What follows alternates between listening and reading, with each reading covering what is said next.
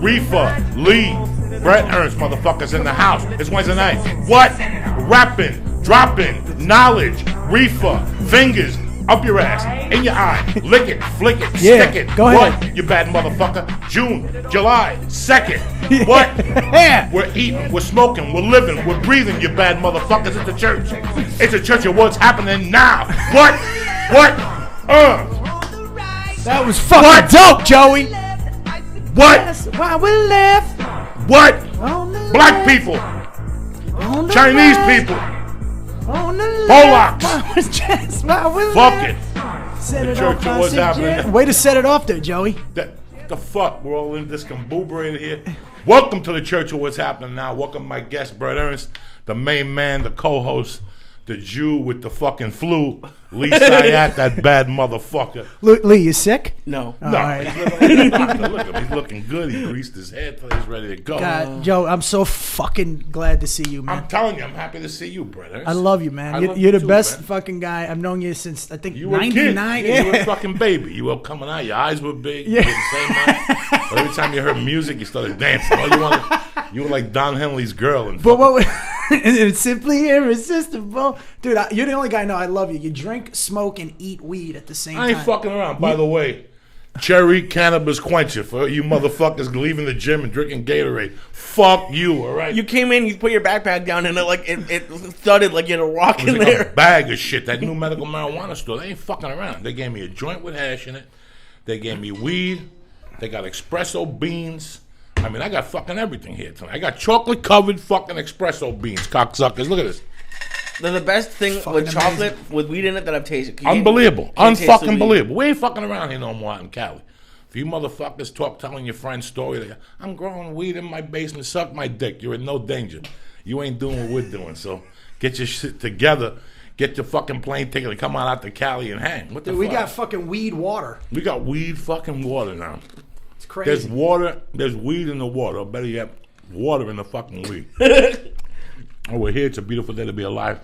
Thank you for joining us at night for the special edition. I've been wanting to get you on for a while. And what happened was last week, I'm at home, writing, doing whatever the fuck I'm doing. I got the earphones on. Minding and your I'm own listening business. to this shit, minding my own business. And I'm listening to this old school, like something, you know, when you go to YouTube, sometimes you put it on, it just hits you with the different songs that you might listen to, genres. They already know. It's like if you go online in the afternoon and try to get a plane ticket to Connecticut, Yeah. the rest of the day, every time you go on the computer, there's pop-ups. Yeah. United Book it goes here. to Connecticut. Yeah, it's annoying. Like they fucking know. Google knows. They all know what's going on. So it's funny they have what music genres I listen to.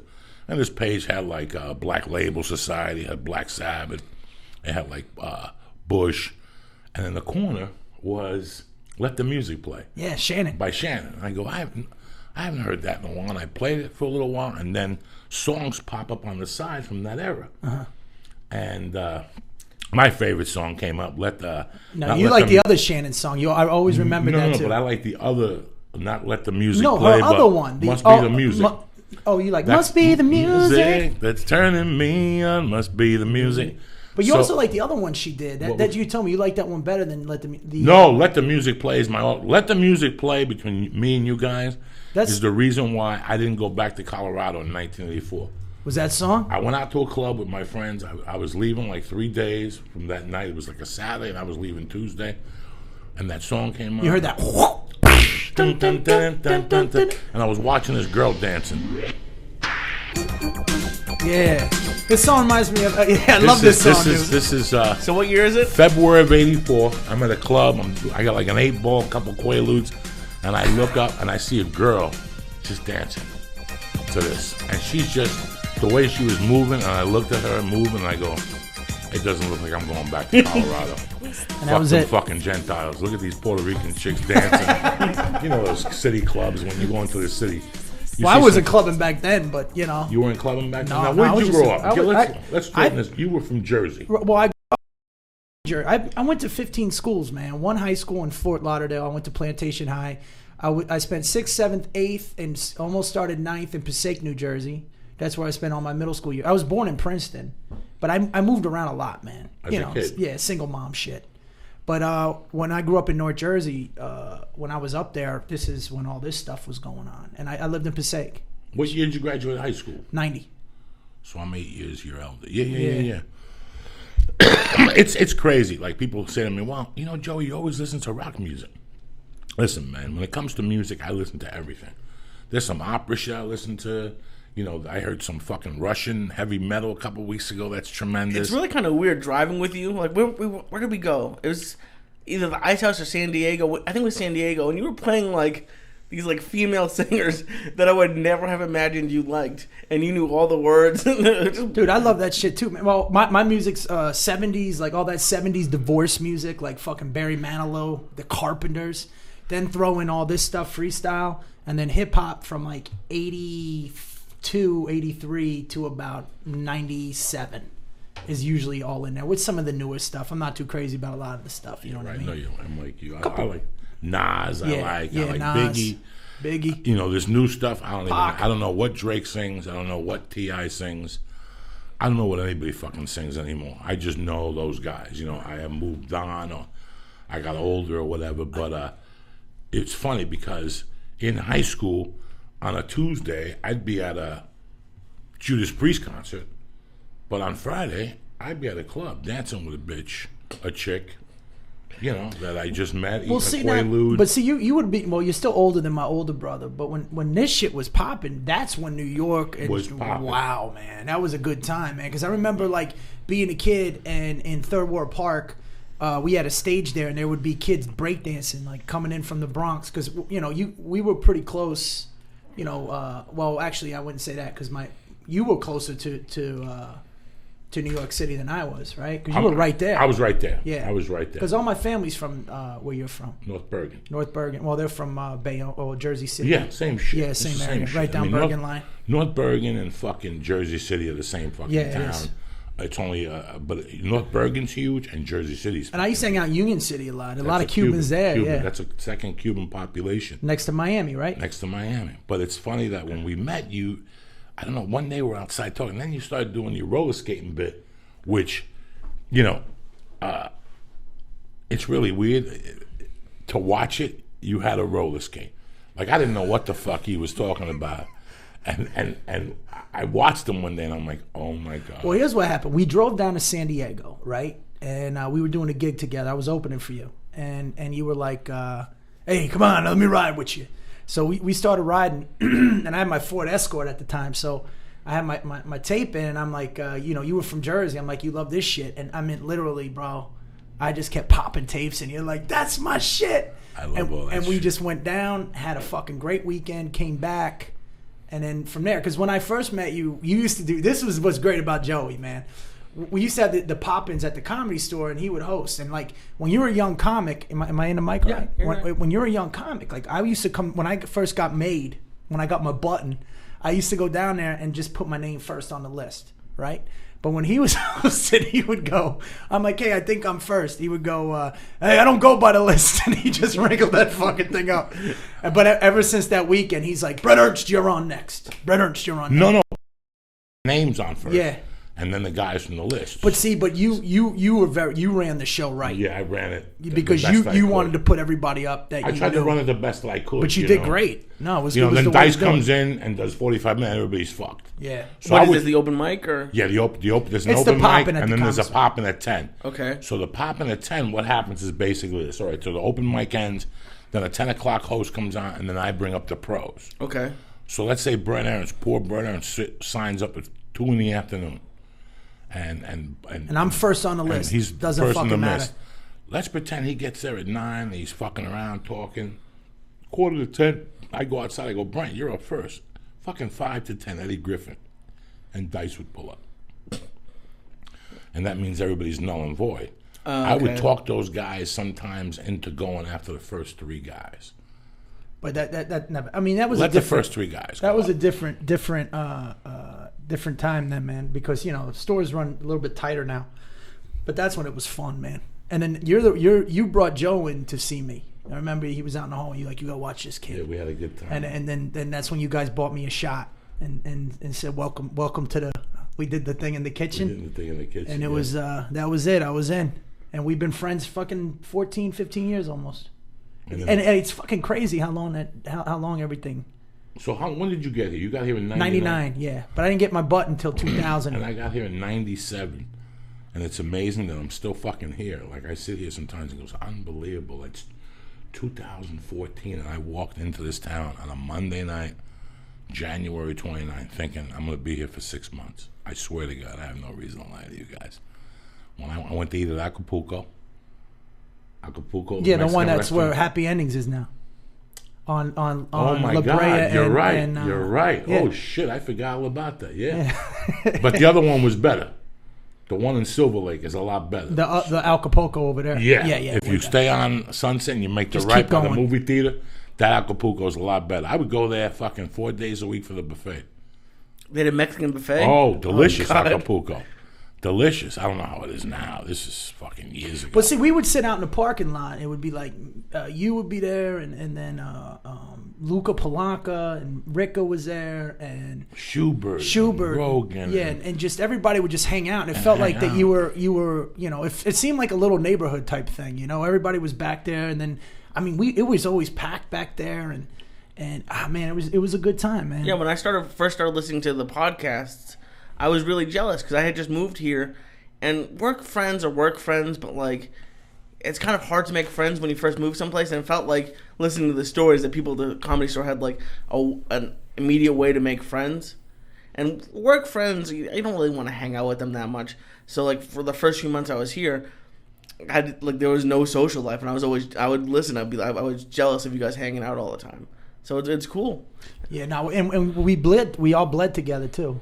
Well, Joe was already a big name, but like the guys that I came up with, and even some of the guys that were ahead of us, and it's cool when you're in that fraternity, so to speak, where you all bleed and struggle together. Help each other get gigs, feed each other, put food on each other's plate. Mike Marino, you helped me out. That's where we did the gig, was with Marino's gig. It was downtown San Diego. The Cajun place. Yeah. The Cajun place. And I met Bobby Kelly from that gig too. And we've been friends ever since. Rob Kelly out of New York. But yeah, man, and when we see each other, it's like, It's like it's so funny. I miss Sebastian. Yeah. I hear great things about Sebastian. I'm going to contact him because I want him to come up one night so we could talk. But one of the things, these guys were all younger guys. And I remember one day I got a call at 5:30 in the afternoon. They called me to be on Beverly Boulevard for an audition for Politically Incorrect for Mob Week. Really? When, what's his name? Henry Hill and those guys were on? Yeah, but what was the host? He has the show. Bill Maher. Bill Maher was the show. Now, when I moved here, I used to always go watch Politically Incorrect. In the afternoons, you could just go to CBS, stand online and go watch them, So I would do that when I first got here. But anyway, 3 years later, here I am. Sebastian just got to L.A. When I met Sebastian, he was like little Vito when he came from Italy. You could smack him. He wouldn't fucking say ouch. He wouldn't talk. Yeah. He wouldn't fucking talk. And he was funny on stage, but he was so shy and so introverted. And I walk into this fucking audition, and I see Wheels, and I see, what was the bald-headed guy that hung out at the store that was Italian also? And he did The Sopranos. He did 3 episodes of The Sopranos. He was a comic? And they cut all 3 of them. And then he got into a fight with Rogan one night on stage. Good guy, too. It was just a misunderstanding with him and Rogan. Holy shit. Why can't I remember? The old guy with a daughter. He had a hot daughter. He was an older comic. He had been at the store for 30 fucking years. He had no hair left. He looked like a little Danny DeVito. Good guy.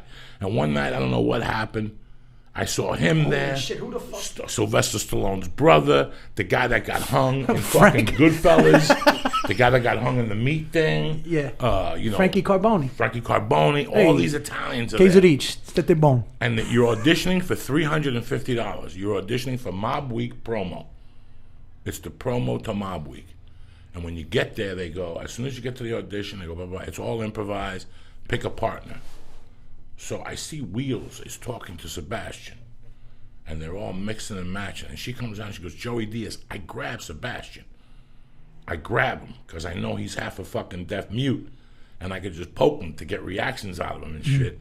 I go into the room with Sebastian, right? Deaf mute. Hysterical. Sebastian was very introverted, and he was quiet. He had just come from Chicago. He was skinny, you know, and I pulled him in there, and something happened that we did it, and boom, the next day, so I got a call. And it's the comedy store. I'm like, hi, Sebastian just called here looking for your number. Is it okay if we give it to him? And when I hung up, bling, the phone rings, and it's my agent going, you booked it. And I hung up with him, and it's Sebastian going, hey, man, I booked it. What happens now? Like, Sebastian was that green. Yeah. You know, and I remember going to the thing with him, and they told us not to touch Bill Maher because he was a germaphobe. Don't make eye contact with him. Don't make eye contact. I love those conversations. Yeah, and I'm like, fuck that shit. And we ended up hitting it off, and me and Sebastian did the thing. And then another time, Sebastian was from Chicago, so nobody could, nobody had booking agents. But I worked Chicago. I worked Riddles. And Southside. The Southside. I think you worked there too. Yeah, I worked there too. And I told when the kid Brent, the big when he was working there before he started bouncing checks. This is when his uncle had it. I got Sebastian in there, and one night, me and the guy, when I would land in Chicago, he would always take me out. The owner of the club, great guy. He just called me. He's suffering from cancer. He's in rehab. I wish him a lot of luck. And he took me to a strip club, and I'm sitting there, and this guy's come up to me, and they're like, hey, Sebastian Maniscalco. And I'm looking at these guys like, I'm fucking dead. Something went wrong here. This is me in a strip club in Chicago. At one of the nice ones where they serve steaks and shit like that. Yeah, the classy ones. And they come over and they're like, he's our cousin. We heard you got him a job. Like, how you doing? And they started talking. They were very nice. They bought me a few drinks. But that's how small of a world. And I got Sebastian in the club later on, but... Well, we that was that was our world. That's what you did when you were at the comedy store. Sebastian was that was me and him. We're still tight. He was like my best friend. You guys would we would always show up together. Yeah, showed up together. We traveled. We did the Vince Vaughn Wild West Comedy Tour together. All that stuff, man. We worked forever, and it's cool because we all went off and did our own thing. So you kind of graduate, but in the same token, it's like I miss traveling with all my friends and everything. Like, I miss going on gigs with Sebastian and even, you know what I mean? Like, that's why I like coming home, man, being in town sometimes, because like we were at the store on Monday night. Dude, in that place, look what just happened with Cat Williams. I was going to say, were you there for that? No, that was last night, but I'm saying... What did you hear? Did you hear anything about I heard what nothing, happened? man. Anybody? All I heard is that some guy was making fun of him for being short and for being black. He pulled out a gun and he was gone before the cops got there. That's what the news story said. They said the cops showed up, but shit like that, with their guns out and like he had already left. Shit like that happened all the time. Not other thing. Remember the night you were smacking that dude around? That's a great story. Which night? That was a great story. There was some asshole in the club. I don't know if he was a comic or something from San Diego at the time, and he was yelling at the back. And Joey just took him, right, and he dragged him. Now I was up front, and then I saw Joey. This is a great Sebastian story. So I see Joey dragging him, right, and fucking, he's like, "Get the fuck out of here, cocksucker!" And I'm going, "Smack that motherfucker, Joey." I go, "Smack the fuck out of him," right, and the guy's just like, he's being a dick. And I look over at Sebastian, and Sebastian, he doesn't get any emotion. He just looks at me. He goes, like he's fixing it. He goes, "What are you doing? Why are you involved?" But I saw Joey on him, man.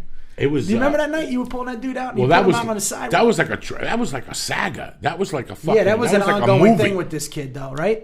He came up to me at the store one night. I'm hosting. He goes, "Do you mind if I go up?" And I go, "No." He's from La Jolla.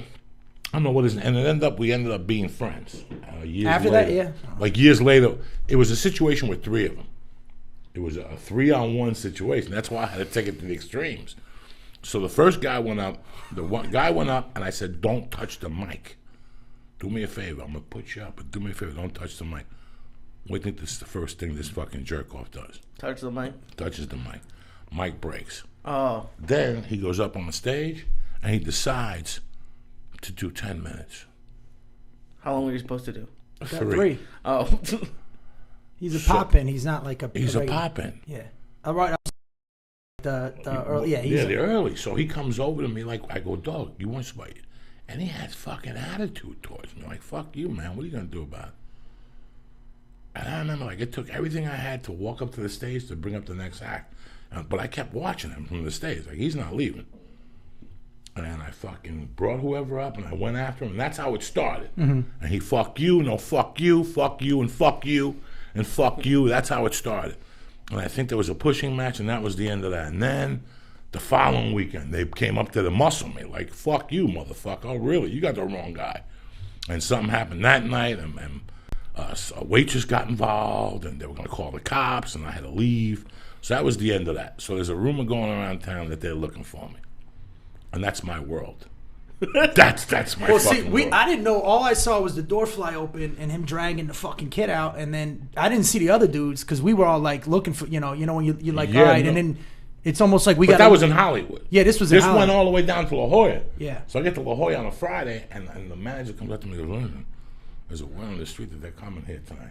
Oh wait, so this is all right. So this is the third time before you. I thought you were getting to the. Oh no, go ahead, man. So we did 2 bouts, and we did 2 times and 2 or 3 times we went off on each other up in Hollywood. 1 time punches were thrown that I just fucking said fuck you, and I dragged him out of there. 1 time he came in my face, and 1 time I threw him out of the store. I threw him and his buddy out. Get the fuck out of here. Fuck yous both. And then the 4th, then I go to La Jolla, and I get the thing that they're looking for me. So you know me, I'm old school. I go to the condo, I get every knife at the fucking condo. Your right? Cuban side kicked Cuban it. side. Did you put the blade in your mouth and spit it to cut him? I put the blade. The ox? I put the blade everywhere else. That's him calling right now? No, I put the blades all outside, under the bench. And then there was a pool table. Yeah, the little fork. I took all those fucking sticks. Jesus. And hid them around the building. Oh no, I go to war. When no, I'm old school, and I had the sticks under because there was a park bench outside there. Yeah, it's still there. Yeah. So I glued the knife. I scotch taped the knife. No, you didn't. Oh fuck yeah, you know I'm fucking nuts. Dog. And I scotch taped the fucking duct, and you could see the tape on the bench. So if you sat on it, you're like, oh, it's a piece of tape. No, it's a piece of tape holding a fucking knife on the bottom. You fucking dummy. That's a Is skill. that a skill? That's a skill you picked up in that's prison. Old school. Well, that's a skill I picked up. That's where you put the shanks. Stepfather. Oh yeah. My stepfather. So I hid the pool stick under there. There was no balls. There was no balls that night. I put on a hooded sweatshirt. I put on a hooded fucking sweatshirt that had a hood. There was 6 balls or something. I took 2 balls. I put them in this pocket. You put them in the sock and shit, right? Not the sock. I didn't do Chuck Did you Norris. do the towel? No. Oh, Steven Seagal. That's Out for Justice. It was Chuck Norris in Code of Silence. Steven Seagal did stole it from me. Oh, okay. Fuck yeah. It was Code of Justice where fucking Chuck Norris did that at the bar, and then Steven Seagal, who shot Bobby Lupo? Anybody shoot Bobby Lupo? Anybody know why? Bro, when I see that idiot at the UFCs, I always go, who shot Bobby Lupo? And he just sits there. Dude, what's great is the old guy, Rusty, in that scene. Remember when the mob comes back after he got his nose broken? And he's like, where's your brother? He's like, what do you think? I'm gonna fucking tell you know. Then he goes, get him, Rusty. And Rusty is like an extra. He's like a dude that, you know, he's just this is his scene. He's like, come here, you cocksucker. And he grabs him by his nose. Rusty's the greatest guy ever in a fucking... He's got him on the table. You fucking mutt. Whatever he's saying. Fucking nose, you fucking... So we're waiting for these guys to attack me. Everybody's at the club, and they're like, when is it going to happen? When is it going to go down? And sure enough, and I think I was featuring. I don't know if I was headlining. I pop outside, and like fucking Puerto Ricans on the 3rd, they got music on. You're going to attack a motherfucker? It's like Sons of Anarchy. I love this show. I don't get it. I always hear the motorcycles when they're coming to get me. Mm-hmm. You know what I'm saying? If I know motorcycle people are coming to get me, when they come to my door, I'm gone. I heard motorcycles. It's tough to be a killer when you got a fucking motorcycle that goes brum, brum, brum. Yeah. So I'm in front of La Jolla Comedy Store, and I can hear the music, and I see them, but they don't see that I see them. I'm already prepared. I got my hands in my pockets with the golf balls ready to throw a curveball and a knuckleball. Uh-huh. All right? And they come up, and as they pull up, these idiots pull up with a water pistol, like the big ones to try to whack me. And before they even pulled it up, I took the fucking cue ball. No, you didn't. Bro, and just whipped it at their car. Let me tell you what that sounds like. That sounds like a fucking cannon going on. I know, I've been to High Lie. Okay. These 3 Gentiles in the car that thought they were going to the major, they were minor leaguers, and they were going to the fucking All-Star game. When I threw that fucking ball at the car, and that car went boom, And they pulled out of there. They called the police and they called Tommy up at fucking Hollywood. Oh, yes, they did. They never messed with me again after that. I had that fucking Comedy Store La Jolla wired for fucking sound, Jack. You know, it's great. I mean, to me, Thank like, God he didn't kill them. Yeah, I mean, you know, I thought they were like hamsters. Those kids. Yeah, they were nothing. Yeah, they were nothing. And then the kid and made then up this, with me. you know, and then this, but you never know who the fuck they're bringing. No, I didn't play it care. safe. I didn't care if they brought 20 people. I would have taken 3 of them to the just hospital. Had Joe. You should just brought Joe and just had him. I would have had 3 of them with fucking cue balls at the hospital. You hit somebody with a cue ball in the fucking head. Yeah. They're gonna go to the What's hospital. the worst thing you got hit with? I got hit with a champagne bottle one time. Oof. And it didn't break. If you've ever been hit with a bottle, No. you want it to break. You want it to break. Yeah. Yeah. Because it takes the fucking Yeah, break. it takes away. But this thing, man, fucking got clocked with this fucking Where did you thing. get hit? On the head? Yeah. No, in the arm. I don't know. You always go for the head. Oh I think one of the worst things I ever got hit with in the back of the head was a wiffle ball bat with rocks in it. Oh, who the fuck? Wow. You have no idea how much that hurts to get hit in the back with a wiffle ball That's bat heavy. with rocks in it. That's the weapon of choice.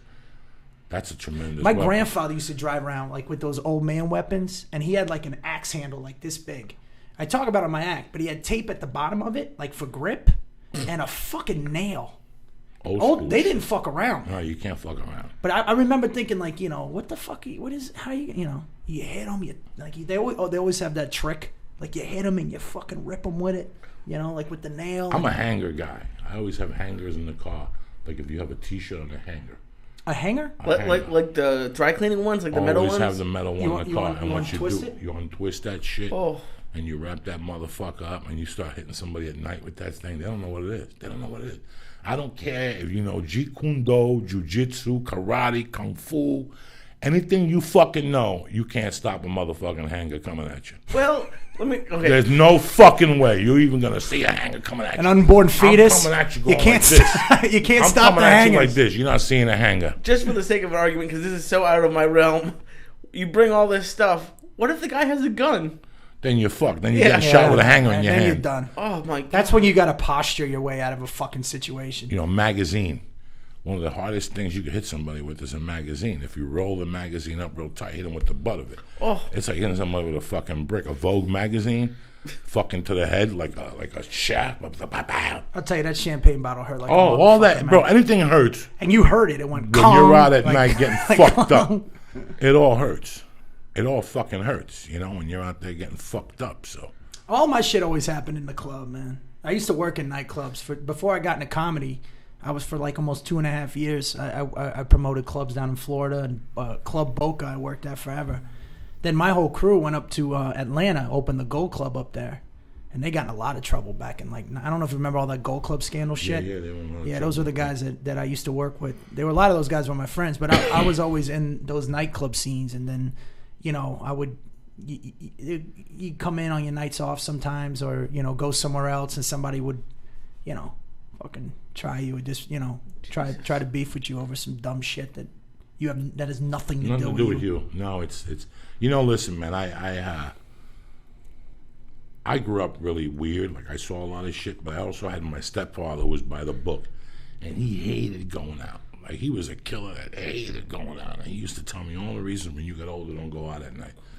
And it's so weird till like today's society, I'm scared to go out at night. And Dude, I was scared then too, right? I'm Were scared. you? I'm scared to go out Like, at my night friends would be sometimes. like, yo, let's go out. And then I'd be like, all right. But then, like, we'd get there, and I always had this pit in my stomach. Like, I could never enjoy myself. Because I always knew somebody was going to do something fucking stupid. Or somebody was going to come to me, like, or somebody else was going to do something. Nothing good. I always say, nothing good happens at 2 in the fucking morning. Nothing good. And here's the problem with, like, Italians, Latinos, like, especially all the club guys, you know?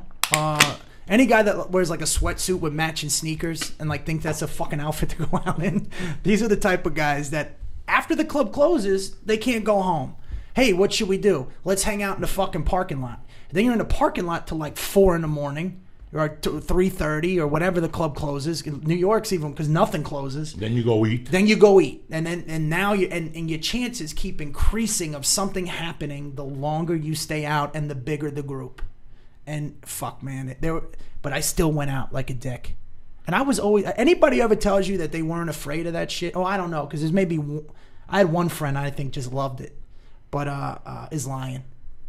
they're lying. Well, growing up in Jersey, what I remember was I had friends. I don't talk to them anymore, but there was a group of guys that I grew up with that they were acquaintances. And these motherfuckers, I swear to God, they lifted weights, they did steroids, they worked 60 hours a week on steel, they did something heavy, but their main goal on Fridays and Saturdays was to beat the fuck out of door people. That was there. Some guys box and they're 34-1, and some guys become world champions. Some people become MMA fighters. This crew of guys went out, and that thing on Monday morning was dog. We went to that club in Ashbury.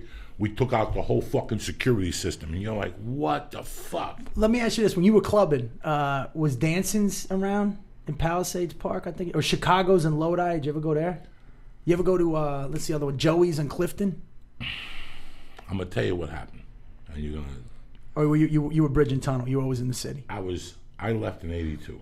Oh, okay. So, the clubs I remember going to, like, there was a club that opened in my neighborhood in Fairview that was the big, and it was called Quintessence, and I refused to go.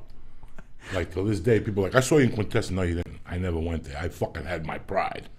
Like, I was one of those guys. I didn't want to go to all those fucked up. I went to the Hole in the Wall. That was where I seen Twisted Sister and all those Bon Jovi and people like that. I used to go, and there were rock clubs in Jersey. Yeah. This is where I went. I used to go to, like, the Soap Factory in Fort Lee. I saw I heard of Aerosmith that. there. The Soap Factory? Yeah, and that's where I saw those guys took out a staff of door guys in there with a bat one night. Oh, my God. They went up there because they went up there during the week alone. The doormen fought them, and they devised a plan. They're going to start a fight outside with the doormen. When the doormen all came out, they're going to hit them with bats. They did that. As they were coming out, there was one guy just clocking them in the fucking rib. Clock, clock. They were going down. And I was a city guy. I remember I caught 81, 82, 83, 84 at the Rooftop. The Rooftop, yeah, that was $11 famous. to Did you ever get go it. to the Latin Quarters? Down The the LQ? shore? No, it was in Manhattan. It was like all the hip hop used to be there. I remember hearing it on the radio as a kid. At the LQ. At the LQ. I probably left by then. Area, the church. Yeah. The church That was Limelight. Limelight. Palladium. Palladium. Webster Hall? No. Was Webster Hall? Palladium, when I was growing up, was a concert hall. I saw Judas Priest there. I saw James Brown there. I saw U2 there. I saw Def Leppard there. I saw, Judas Priest would go to the Palladium 5 nights in a row, Monday through Friday. I saw AC/DC there with Brian Johnson. I saw a lot of bands there. And then they turned it into Club MTV in 1985. Oh. And that was the beginning of the end of New York. Once they turned the Palladium into Club MTV, it was all What was the Roxy? I had a buddy of mine that used to tell stories. He'd go to the Roxy and just to snatch chains. And then I hear it in the Biggie Smalls song when he's like, yeah, we used to go to snatching chains at the Roxy, wherever they were at. And I used to laugh because there was this kid that I went that like was much older that used to. I met him in Florida.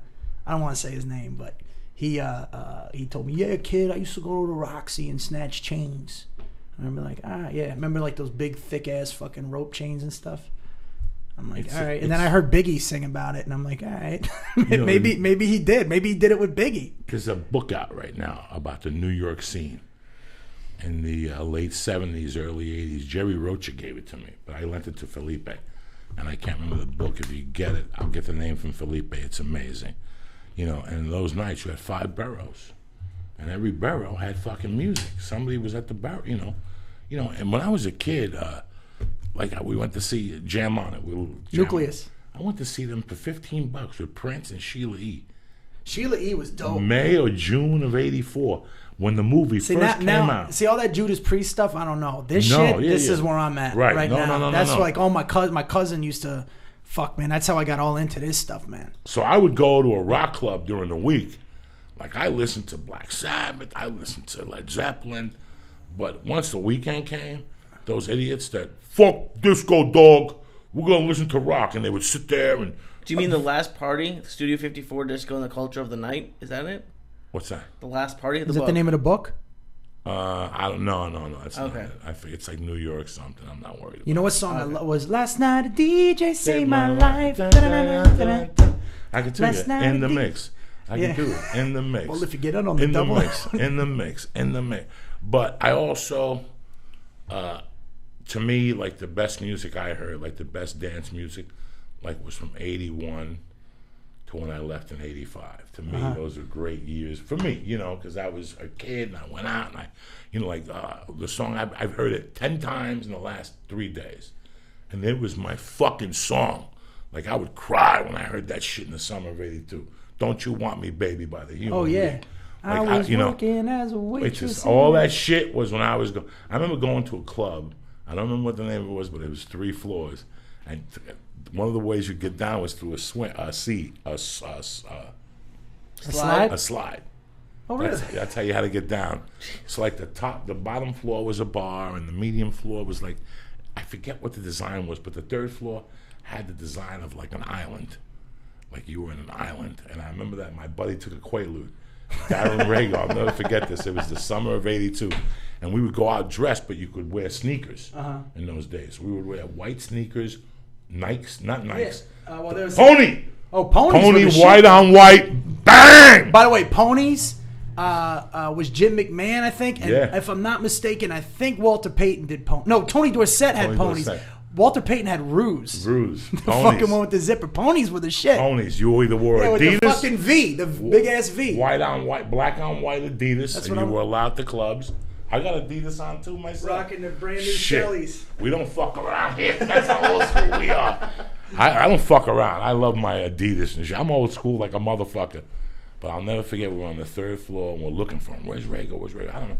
We go upstairs. And when he would lock into a chick, he would lock into a chick. Like, well, I'm waiting for this chick to stop dancing with this fucking guy. You know, like he was one of those guys he cut in. And while waiting for the chick, he passed down the tree. Like a fucking palm tree, like a fake palm tree. I'll never forget, he started hugging it. Right? So we come over like at 3:30. We're like, Rago, come on, we got to go. And he's like, where? Give me 10 minutes. Finally, we took him and he ripped the tree up with him. He walked like 5 fucking steps. With the tree and the root hanging out, like the rubber roots and shit. The door staff had to come over and shake them down. You know, cocaine was huge then. And you could do cocaine at the tables. Really? At the club. You could do cocaine at the tables. You go to Studio 54. Like, I don't know. Well, that's why that table in the fucking Comedy Store, you ever go back there, you could see all the piano lines. And all that shit. all the razor lines. It was a different time, guys. Like, I never went to studio on a Friday or Saturday. They would have never let me in. My friend knew the bartender or something on Thursdays. So in 81, we would go over there in high school, and right the year after high school, we would shoot over there. And it was just amazing on Thursday nights what we would see. But everybody was in the woman's bathroom. That's where you hung out. Because there were stalls, but the woman's bathroom was the size of the Comedy Store original room. Yeah. Chicks always got the fucking big the with couches and shit. With the mirrors in the back, with the lights, that's what they had. They got everything. So people would be back there doing fucking blow. I remember being at the Studio 54 one night, gacked up, where you can't fucking talk. Like jaw going.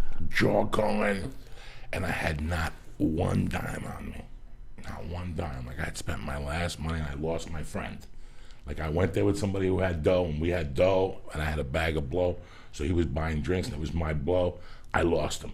I'm dying of fucking thirst. There was no water back then. They didn't sell fucking water. They didn't give me this shit back then. There was no water. So your mouth is dry as fuck. And all of a sudden, my buddy gets to me. And I go, bro, where you been? You got any money? He goes, dog, I got enough money to get home. I go, Jesus, we don't have a drink. I remember looking down. There was $100 bill on the floor. It was like God fucking sent $100 fucking Here, bill. Joey. I'm glad you're doing blow. Here, take care of this. God's looking out for you. And you're right. We would go outside, hang out by the car for a while, and then either we eat on the blow, because in those days, the blow wasn't speedy. You could eat. We'd go to a Greek diner and get a cheeseburger deluxe with French fries and mozzarella on the fries with a little fucking gravy, like the gravy fries, the disco fries. You know, Big Wang's got those. Do they really? Delicious. I know the diners in L.A. I mean, in New Jersey still have. They still got TikTok. Have you had the TikTok in Clifton? If you go for one, let me tell you something. There's nothing like a Jersey diner because everything is delicious. Yeah, and then people tell you the Taylor ham is fun. Yeah, the Taylor ham and egg on a fucking Kaiser roll. Are you fucking Ruts Hut? You ever eat at Ruts Hut? The hot dogs at Ruts Hut and Clifton, they're like you have to get them split. Like, 7 hot dogs for a. They fry them and they split. You can look them up. They're great. I'm a Hanks Franks type of motherfucker. off of Route 4. Well, we had a hot dog truck in Third Ward Park. That was our family's. Like it was my stepfather had this truck, and we had the Sabret hot dogs, and then when we were kids, remember when they redid the Statue of Liberty? Our truck, they said, look, we can my he got a spot, but back in those days you had to fucking kick up to everybody, and he said it's not going to be worth it to go there. But our hot dogs were the shit, man. I love a good fucking hot dude, dog. And that's what's great about the internet. Like I can order Sabret hot dogs to my house. Do you get them to your house? Yeah, I'll tell you what I do, man. The company's in Jersey, correct? The company, yeah. Well, I don't know where. I got to check where they ship them from because there's a warehouse in Jersey. I know that. Right, it's a warehouse. But what do they say? You can get Sabrets anywhere. You can look them up where you get them. You can just order a whole case of them. I know, but like you get the dogs, the buns, and you get the onions. I just get the dog, just the dogs. Okay, I do my own onions. They got the onions. Yeah, down the fucking Jersey Shore, there was a place that would do spicy chili, right in Seaside Park. Jesus fucking Christ. Jesus. That good or that painful after, or both? That good. When it's that good, I don't give a fuck what happens to my ass. I eat that. It's like dating a stripper. You're like, fucking, I don't care. It's a lot of fun it. while it's going on. Yeah, I'm going to eat her ass. I know there's been 1,000 dicks in here, but who gives a fuck? The consequences I'll fucking deal with later. I'll fucking put Listerine in my mouth and light it on fire like a fucking... my mouth will be like a poo-poo platter, like this fucking thing's in the middle of a poo-poo. I don't give a fuck. Remember the Jade... that was Jade Fountain, yeah. Where was it? God damn, that was in... there was one... I remember Lyndhurst. Yes, Lyndhurst. Let me Phil tell you Simms something. used to eat there all the fucking time. The fucking Jade Fountain in Lyndhurst was the only Chinese restaurant that in the buffet they gave you shrimp and lobster sauce on Monday nights. That's the first place I ever went to with my Goombas, and we wore out the carpet. Like we wore out the carpet from the table. Back and forth. There was a restaurant that had all you could eat lobsters back then, and I can't think of the name. I might have to text my mom. But then you glue in the dark for fucking 4 days after that. Like you have to turn the lights off, and your girlfriend could read a book with you in the fucking room with the lights off. There was so many places, I don't know. That's why I like doing the road, though, man. You get to check. When I go on the road, I'm not a big partier, man. I like to fucking... Two more espresso beans. Eat wait, you're all by yourself. We're talking food. We're talking food. You have no idea how hungry I am now hearing all this stuff. Let me tell you something. I'm going to tell you people, when I first moved to LA, I'll never forget my first agent. And I'll never forget her saying to me that I needed a bio. And she goes, "You want me to help you write?" I go, "Yeah." And I met her for lunch. And I remember saying, "Oh, well, I'm from North Bergen, New Jersey," and her going, "Ah." I'll never forget her going, "Ah. You're not going to put New Jersey on there." Really? And I go, "Why not?" She goes, "What's New Jersey ever offered? Bon Jovi, so, hey, bitch, where the fuck you want me to tell you I'm from then? Sinatra, and somebody else, and Springsteen." She goes, "But besides that, people..." And Jimmy Roselli. Don't forget Jimmy Roselli out of Hoboken. Roselli out of Hoboken. Jimmy, put away the fucking car. He would sell albums from his trunk. Put away the thing. You're embarrassing us. Here, take $20. I don't even want the fucking albums. Just close the trunk and go home, will you, Jimmy? So, and she told me this, and I remember I went home and I was like, I don't understand what the problem is with people in Jersey. With Jersey had like this reputation. I gotta tell you something, guys. I grew up, when I came from Cuba, I went to New York City, and I had connections in New York City. I went there years after I lived in Jersey. I don't know what I would do without my childhood in Jersey. I had such a good time growing up. I had such a good time at a bad time. Uh-huh. My mother died when I was a sophomore in high school, bro. Yeah, I know. So those 3 years where I wouldn't even think about my mother until I was walking home at night from after like everything ended the whole day, because my friends were that fucking good to me.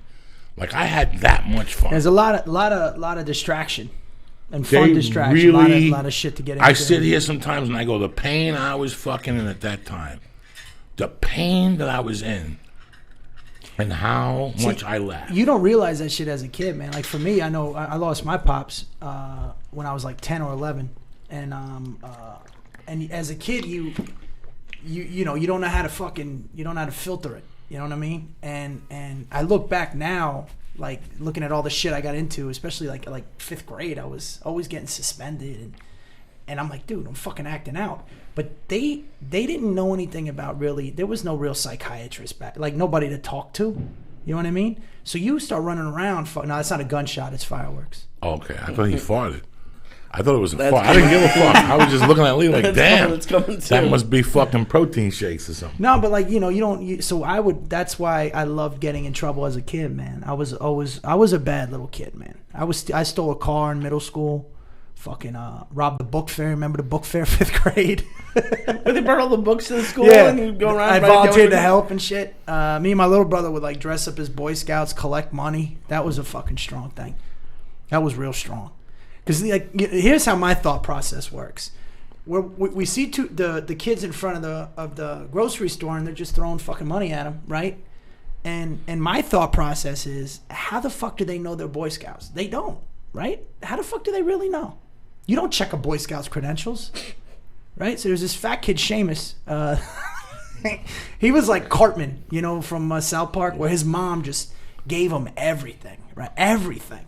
So he had a Boy Scout outfit. So, you know, we took it from him, me and my little brother. I put the shirt on, my brother put the hat on, took a jar and just fucking cleaned the house. Took the money and went to go see Octopussy with Roger Moore. What did you say it was for? Like the 14th annual Boy Scout picnic, something stupid like That's that. hysterical. And the only reason why we got caught is because one of my mom's friends saw us, and we set up everywhere. We went door to door, saw us at the grocery store. I said, I didn't know your kids were in the Boy Scouts. My mom's like, they're not. We knew we were fucked. That's the worst. I stole the CYO tickets. We used to play the Catholic Youth League? Yeah, I played Catholic Youth League. So they would give you 20 stickers at the beginning of the season. You had to come back with $20. You had to knock on people's doors and say, I support the Catholic Youth Organization. We found out where they kept those fucking things. And you say that's what we you said. We broke into all those things and we sold them ourselves and kept the fucking dollar bills. I made a fortune on those fucking things. I used to steal papers out of the machines and sell papers by the bus station. When we were kids, man, I didn't fuck around. And I had money at the house, but the kids I hung out with, like I lived on 88th Street. My mom had money, but the kids I hung out with on 148th Street didn't have money. Those kids taught me, and they took care of business first. Like they had a shakedown. At 12 and 11, they shook down business owners. They would go to business owners and go, hi, my name is Bret Ernst. You know, we're looking for a summer job. Can we come here, sweep, and take your garbage out for $1 a day? And people would say, no, they break their fucking windows. They break their fucking windows, these little Puerto Rican kids. The Cedeno brothers and the fucking Irish. And these kids were fucking serious about their fucking hustle. They hustled in the daytime. They unloaded trucks. But if you didn't fucking pay them, they'd fucking break your balls. Me and my little brother would hustle like that. But we never broke. Like, we actually had a job. I went to this guy in a gas station when I was like 8 and said, hey, man, can I crush boxes? We didn't have money. No money at all. I mean, my mom remarried later on. My stepfather was a fucking gentleman. He took care of us. But, you know, they ended up going their ways. You know, but then staying back together. There was a whole bunch of shit going on with them. But, you know, that was my guy. I mean, later on, I don't want to... But when we were kids, there was nothing. No. So my mom, you know, she was working 2 jobs, and this is even before we moved up to Jersey, and back up there. And me and my little brother were always finding ways, man. Because, you know, we take shit. Fuck it. You know? But when I took the car, I stole the car in Jersey. I was just riding shotgun, though. I had this one friend. You ever had that one friend growing up you just knew was going to go to jail? Like this one kid that, like, you know that friend, he's like always outside and shit. Like it's like Wednesday, 3 in the morning, and this motherfucker is just, you know, outside. He has no, and this kid was fucking horrible. There was 4 of us. I don't know. I don't want to say names.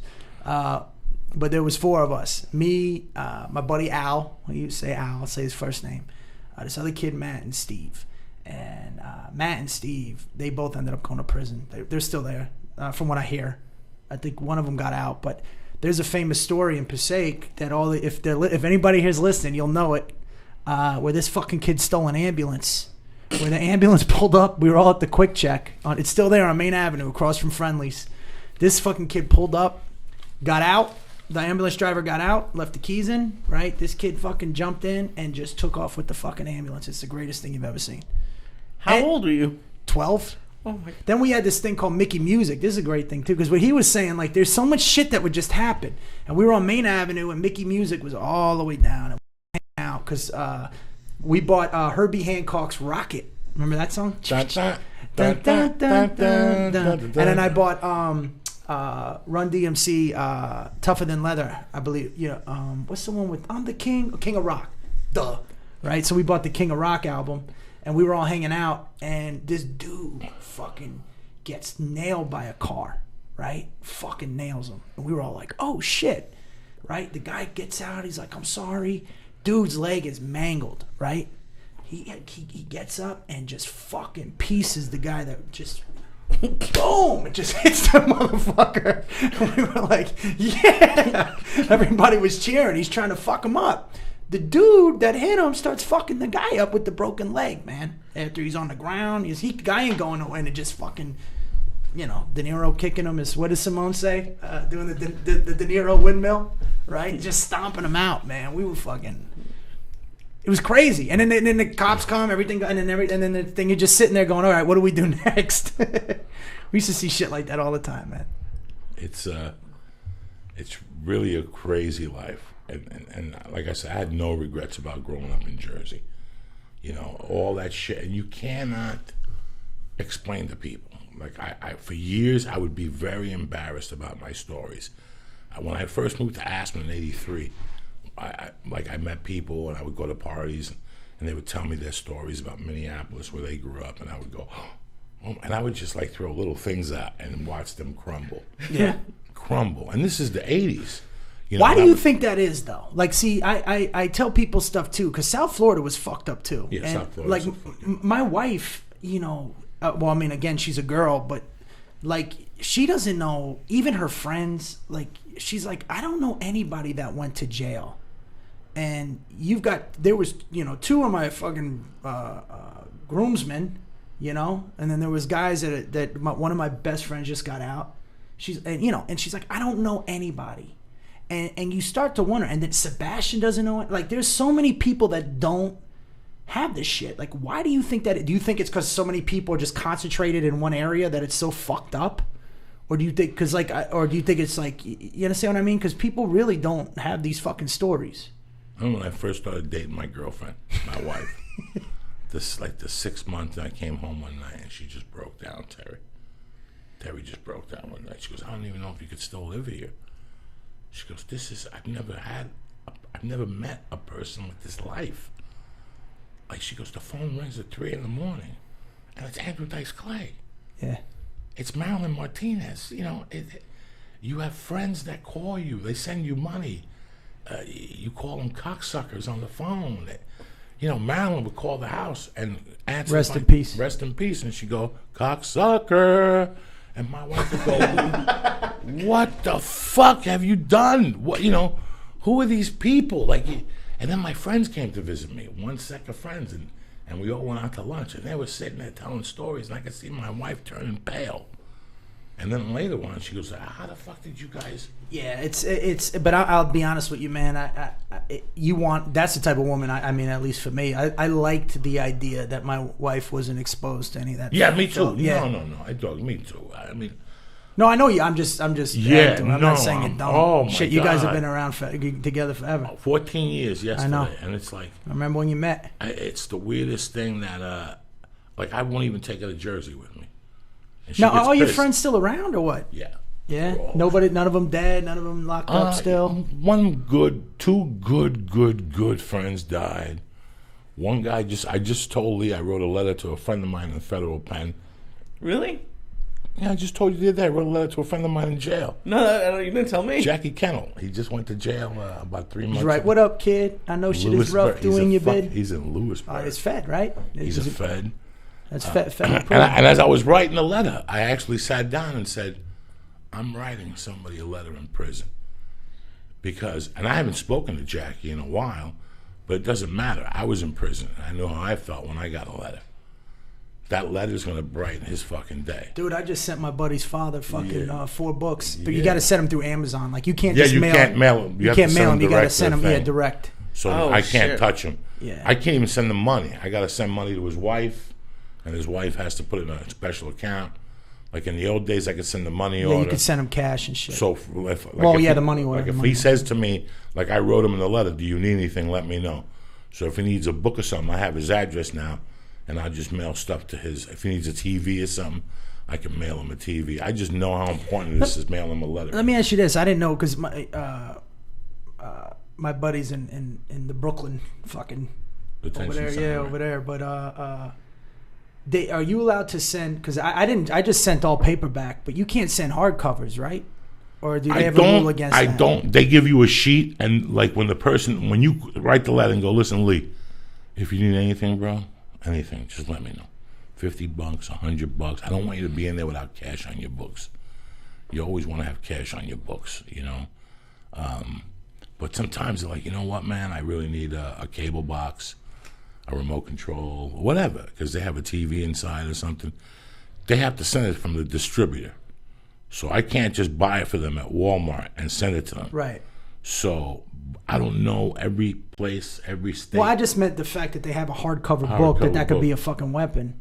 Because I had another friend of mine that this was one of my best friends, and this motherfucker got nothing. Anything I sent, nothing. They hated him there. Like I guess the warden was being a dick. He's out now. We call him the worst because he's like the worst guy you've ever met in your life. And isn't that a great nickname? The Worst is amazing. If you're listening, Worst, I'll tell him to tell. He'll love this shit. But he got nothing. None of my letters, nothing. They just fucking gave him nothing. Not even when he left. I sent him a letter with one word, like as a joke, just to make him laugh. You know, so it's an inside joke. Never got that shit. I don't know what the fuck, man. He was up in Georgia. It's amazing that people end up like I have a friend, Mike Denny, who I loved growing up, and he was a friend of mine good enough. After I left North Carolina, I never kept in touch with him. He's doing time for killing his wife in North Carolina, like shit like that, you know. I'm not here to judge nobody. If I had his address, I would write him a letter also. I mean, I had a lot of good times. We went to a couple Aerosmith concerts and shit. Yeah, I went to see Aerosmith a few times. Dude, that's the weird part too, man. Is like, I don't know. We used to, but yeah, it's like you think of them back then, and it's just a different person sometimes, you know. I had a friend, Jose Hurtado, who when I was 15, I knew he was going to jail. Yeah, that's the kid I'm talking. Like one friend you just know. I had a friend in the 8th grade, Charlie Gizzy, that every time a plane went by, he got up and had a fake machine gun and he'd shoot the plane down in the middle of class. So whatever teacher was teaching, whatever the like teacher this kid's got fucking problems. As soon as he'd see a jet, he'd get up on the fucking thing and go, and the teacher would go, Mr. Gizzy, are we interrupting you and you're taking down a MiG? You know what I'm saying? Like it was always something hysterical. He ended up killing fucking him and his brother, beat somebody to death on 5 corners. You know, it doesn't surprise you. I'm sure that when you looked at me and I was 15, you didn't think I was going to end up in prison. But when you saw me at 18, once you saw me at 18, you're like, his days are fucking numbered. Here's a good question for you. When you became a comic, did everybody know? They were like, fuck yeah, we knew you'd be able to do it. Or were there people that were like, because I know that in my group of friends that they were always like, we knew you'd do stand-up. But people that knew me but didn't know me were like, that guy does fucking stand-up? You know what I mean? Like, were people shocked that you got into this business? Like my closest friends just laughed at me. Like they just thought I was crazy. But you knew you knew. I didn't know when I was growing up. Not at all. I didn't know for sure till 1987, right before I got arrested. Now, by the way, when I say a kid, I'm still saying under 21. No, I had no idea. No idea, right? No. Okay. Up to the age of 25, I was going to be a professional thief. Right. Like James That was your Caan, goal? the movie thief. Yeah, that's it. I was going to learn how to circumvent alarms and to wire them and police scanners and insurance scams. I was going to do all. That's what my life ambition was to do. Uh-huh. If I needed to fucking bury you, I'd bury you too. I didn't give a fuck. And then it's the weirdest thing because I didn't think about this until I was writing. I'm trying to write a book. And about 3 months before I got arrested that I committed the crime was when a guy I sold cars with pulled me aside and he goes, this guy didn't say shit. And he was white. Like he was a white dude, like, you know, a guy that had nothing to say to me and I ever had nothing to say to him. And like a month. Like a white guy. Like a white Like the white Italians guy. say, the Americans. Yeah, the like white this bread guy, mayonnaise. yeah, he fucked with a sheet Yeah. with a hole in it. Him and his, like he wore a... He wasn't acidic or Yeah. what? Don't they? What Yeah, yeah, that's what He would wear a shirt with a pocket thing. Pocket protector? Pocket protector. Pocket protector. He fucked with a sheet and a hole in it. He always got into arguments with the other salesmen, so I never really said nothing to him. Uh-huh. You know, he was very by the book. He was very American. He was very, but just a little bit of everything. So what? He was just a little bit. He came to you for. He came to me outside, and he goes, "Can I talk to you for a second?" And I was like, "Oh, here we go." And he goes, "Hey, man, I don't know if you know what I did before I sold cars." And I'm like, "I don't know what you did." And he goes, "I was the entertainment director at Baba in Vegas for 18 years." He goes, "My son passed, and I had to move back, and all this." He goes, "I don't know if you know this. You should be a comedian." And I'm looking at this guy like, what the fuck are you talking about? Get the fuck. Right. I got a gram of blow in my pocket. What can me? Like those guys on TV? He goes, "You could do it. I've seen you out here." He goes, "If you like, I can make a few calls for you." And I was like, "All right, man, I'll think about it." I'm like, "Is this guy fucking putting me on?" But it stayed in your head. You kept thinking about it, mulled it No, over? and no. I was like, this fucking guy's retarded. And then somebody else said something to me. And that was it. And then I got locked up. When I got locked up, on Thursday nights, they would have movie night. One of those nights, Tuesday, Wednesday. Monday, Tuesday, Wednesday. Thursday, Tuesday. And it was, this place probably had 120 convicts. Let's say 35 white dudes, 20 Mexicans, and the rest were hardcore black motherfuckers. Right. You know what I'm saying? Like, just black motherfuckers with afro picks in their head. The names were Graveyard. Now in prison, did you go with the white guys, the Latino guys? I slid right through. Yeah, because I'm saying I hooked up with this gangster that was in there for extortion. A big fat Italian dude. Yeah. He was from Brooklyn, but he got caught doing something in Denver, like on a trip, and he was stuck there. So he ran a pool, a gambling pool, in the prison on Monday nights and during the season, and he couldn't fucking do it. He didn't make much money. He only did some Italians, some people from the East Coast, and some white dudes. And I would go over there and put bets in. And one day I go, "Bro, what the?" He goes, "No, I can't do it because I don't have a full card." I go, "What do you mean you don't have a fucking full card? It's $1. Give me that fucking card." And I went out there. I started talking to the blacks to gamble because the blacks stay amongst themselves. Yeah, that's the what Mexicans stay amongst themselves. So I sold the card, and he goes, "Can you sell another card tomorrow?" And I go, "Bro, I can sell 10 of these. This is what I do. $1? I can get $1 on anybody." So wait, he's worried about the books being even because on the pool, yeah, on the pool you have those boxes. Unless all the boxes are filled, you can't have a pool. So he would get out of 20 boxes, he'd get 14 filled. So I had to get my $1 back. I couldn't enjoy the Monday Night Football game. That's all. You gamble to watch the game, so you could yell and go. Those people that go to Big Wings and yell for no reason, I got no time to talk to them. But they got money for no reason. Yeah, I'm yelling. I got money on the game. All right, if I got money on the game, I throw tables. That's when it's fun. I don't want to watch a game just for the sake of watching a fucking game. I don't give a fuck. But I put $100 in the game. I'm watching that game. Commercials. I won't fucking watch. I don't miss a fucking thing.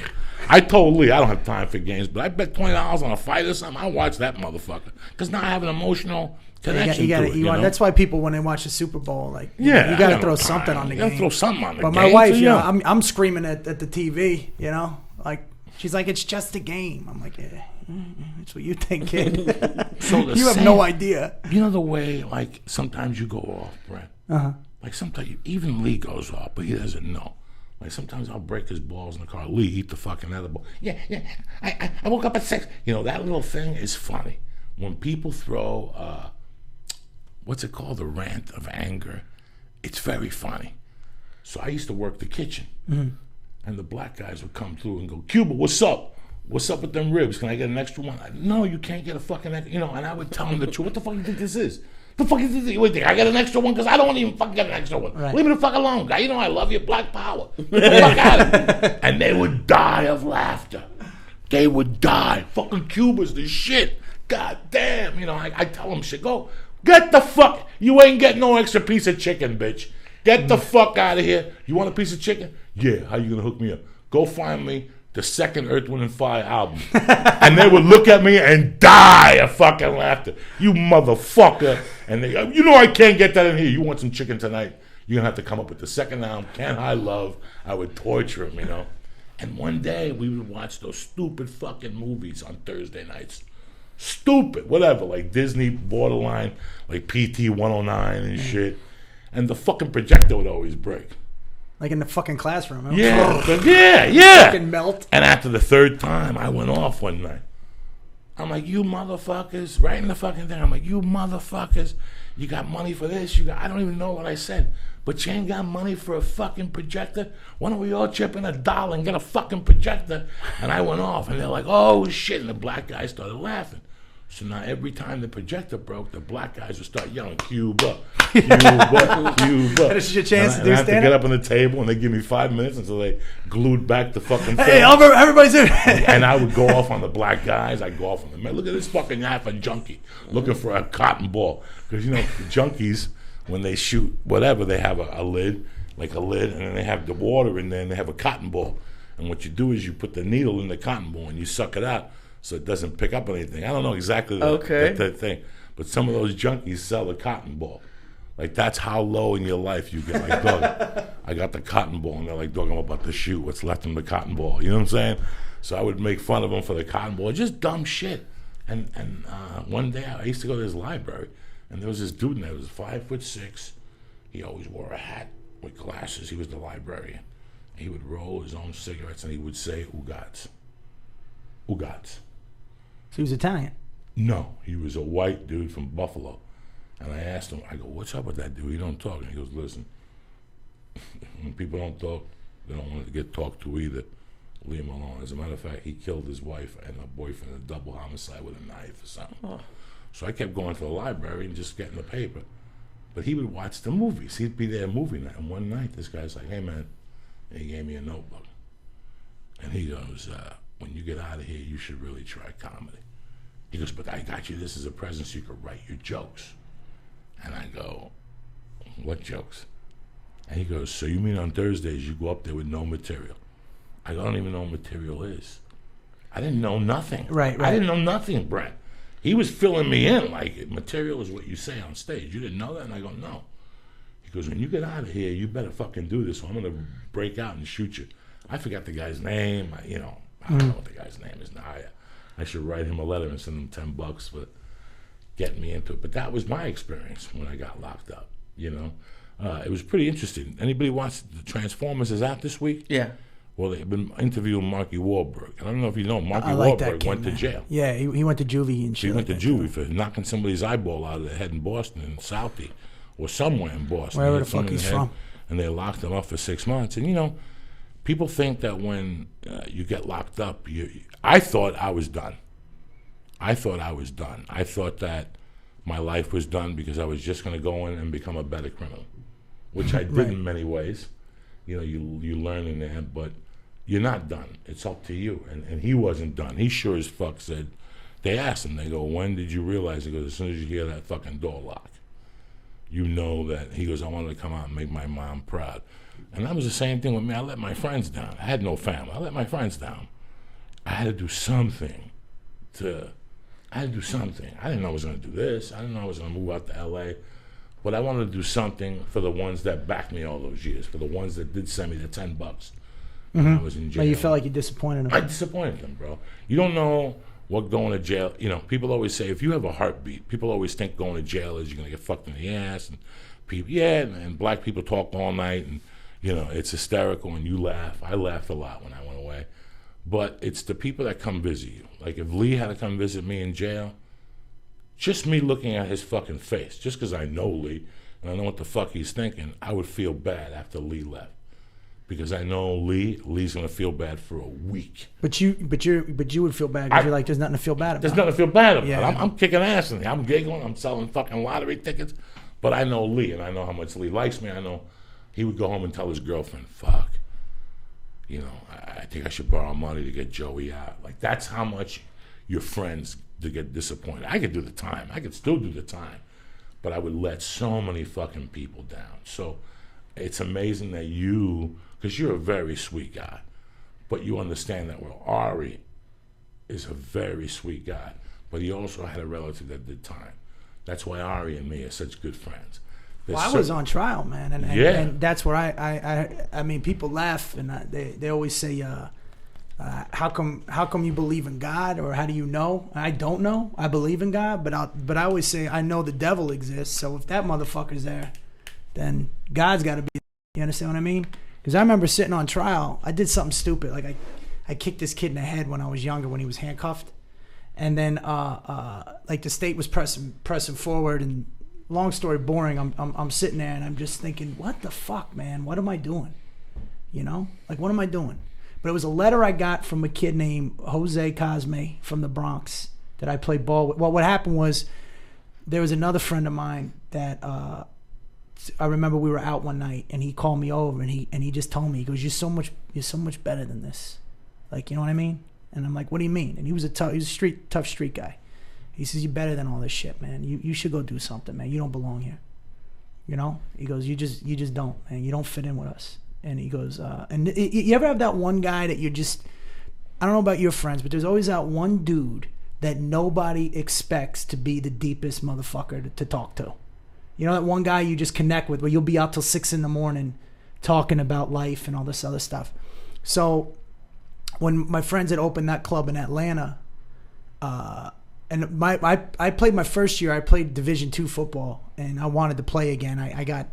It just didn't work out at that school, and ended up getting thrown out. And then I got back in, but then I tried to go to Florida State, and I couldn't get in, so I was in Tallahassee for a while.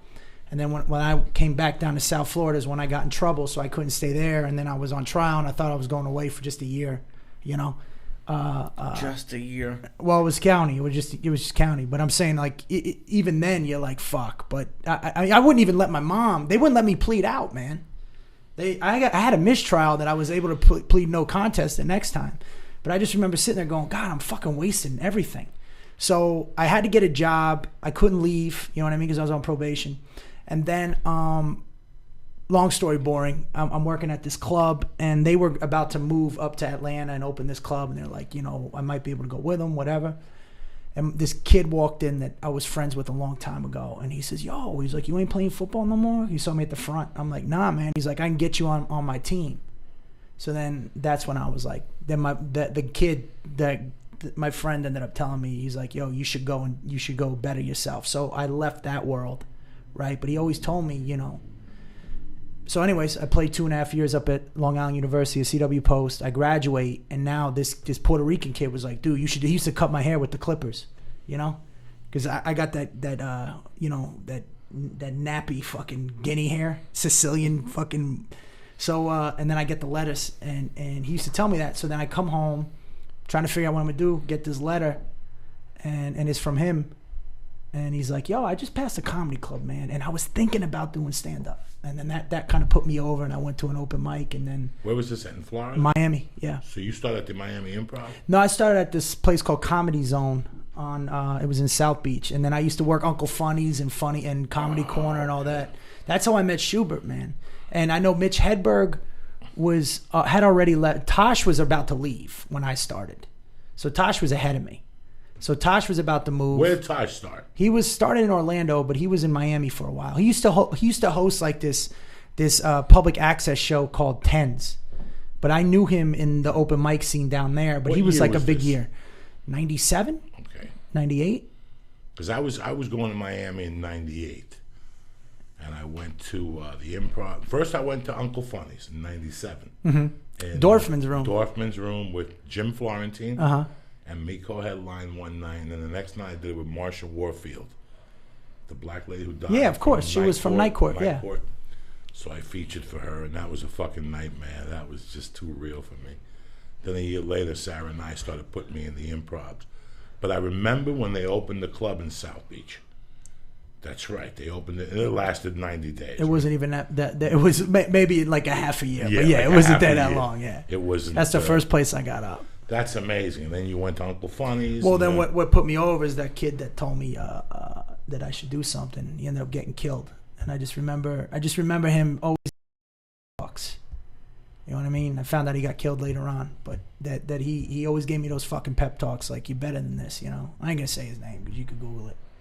And then fuck, man. So then that's, you know, then I'm like, I want to change, you know what I'm saying, and just do better, and just moved out here. And I haven't. You might want to smack me in the face. I haven't stolen a pack of gum since I was 24 or 25. Like, I haven't even done anything since then. But you know, just thought it was bad karma.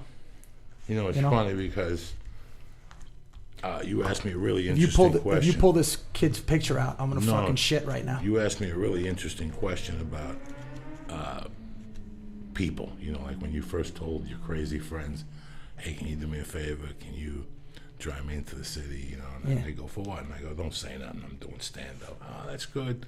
And then some would tell me a joke, you know, and you didn't really have a joke or whatever. And the guy that was most excited, I remember me going to him one day and going, "Hey, dog, give me a ride today." So, and he was like, "Fuck!" And this guy was the real deal. Mm-hmm. When he died, he was going to go on trial for attempted murder for $60 because he gave the guy $60. This was one of my best friends. And the guy fucking robbed him. The guy fucked him, and he goes, "I was going to kill him." And everybody was like, "It was over $60." And he kept saying, "It wasn't the $60. It was the principal, man." And that same guy tried to rob me a couple of years earlier with the same scam. "Give me the money." Is this in New York or in Denver? This is in Jersey. In Jersey.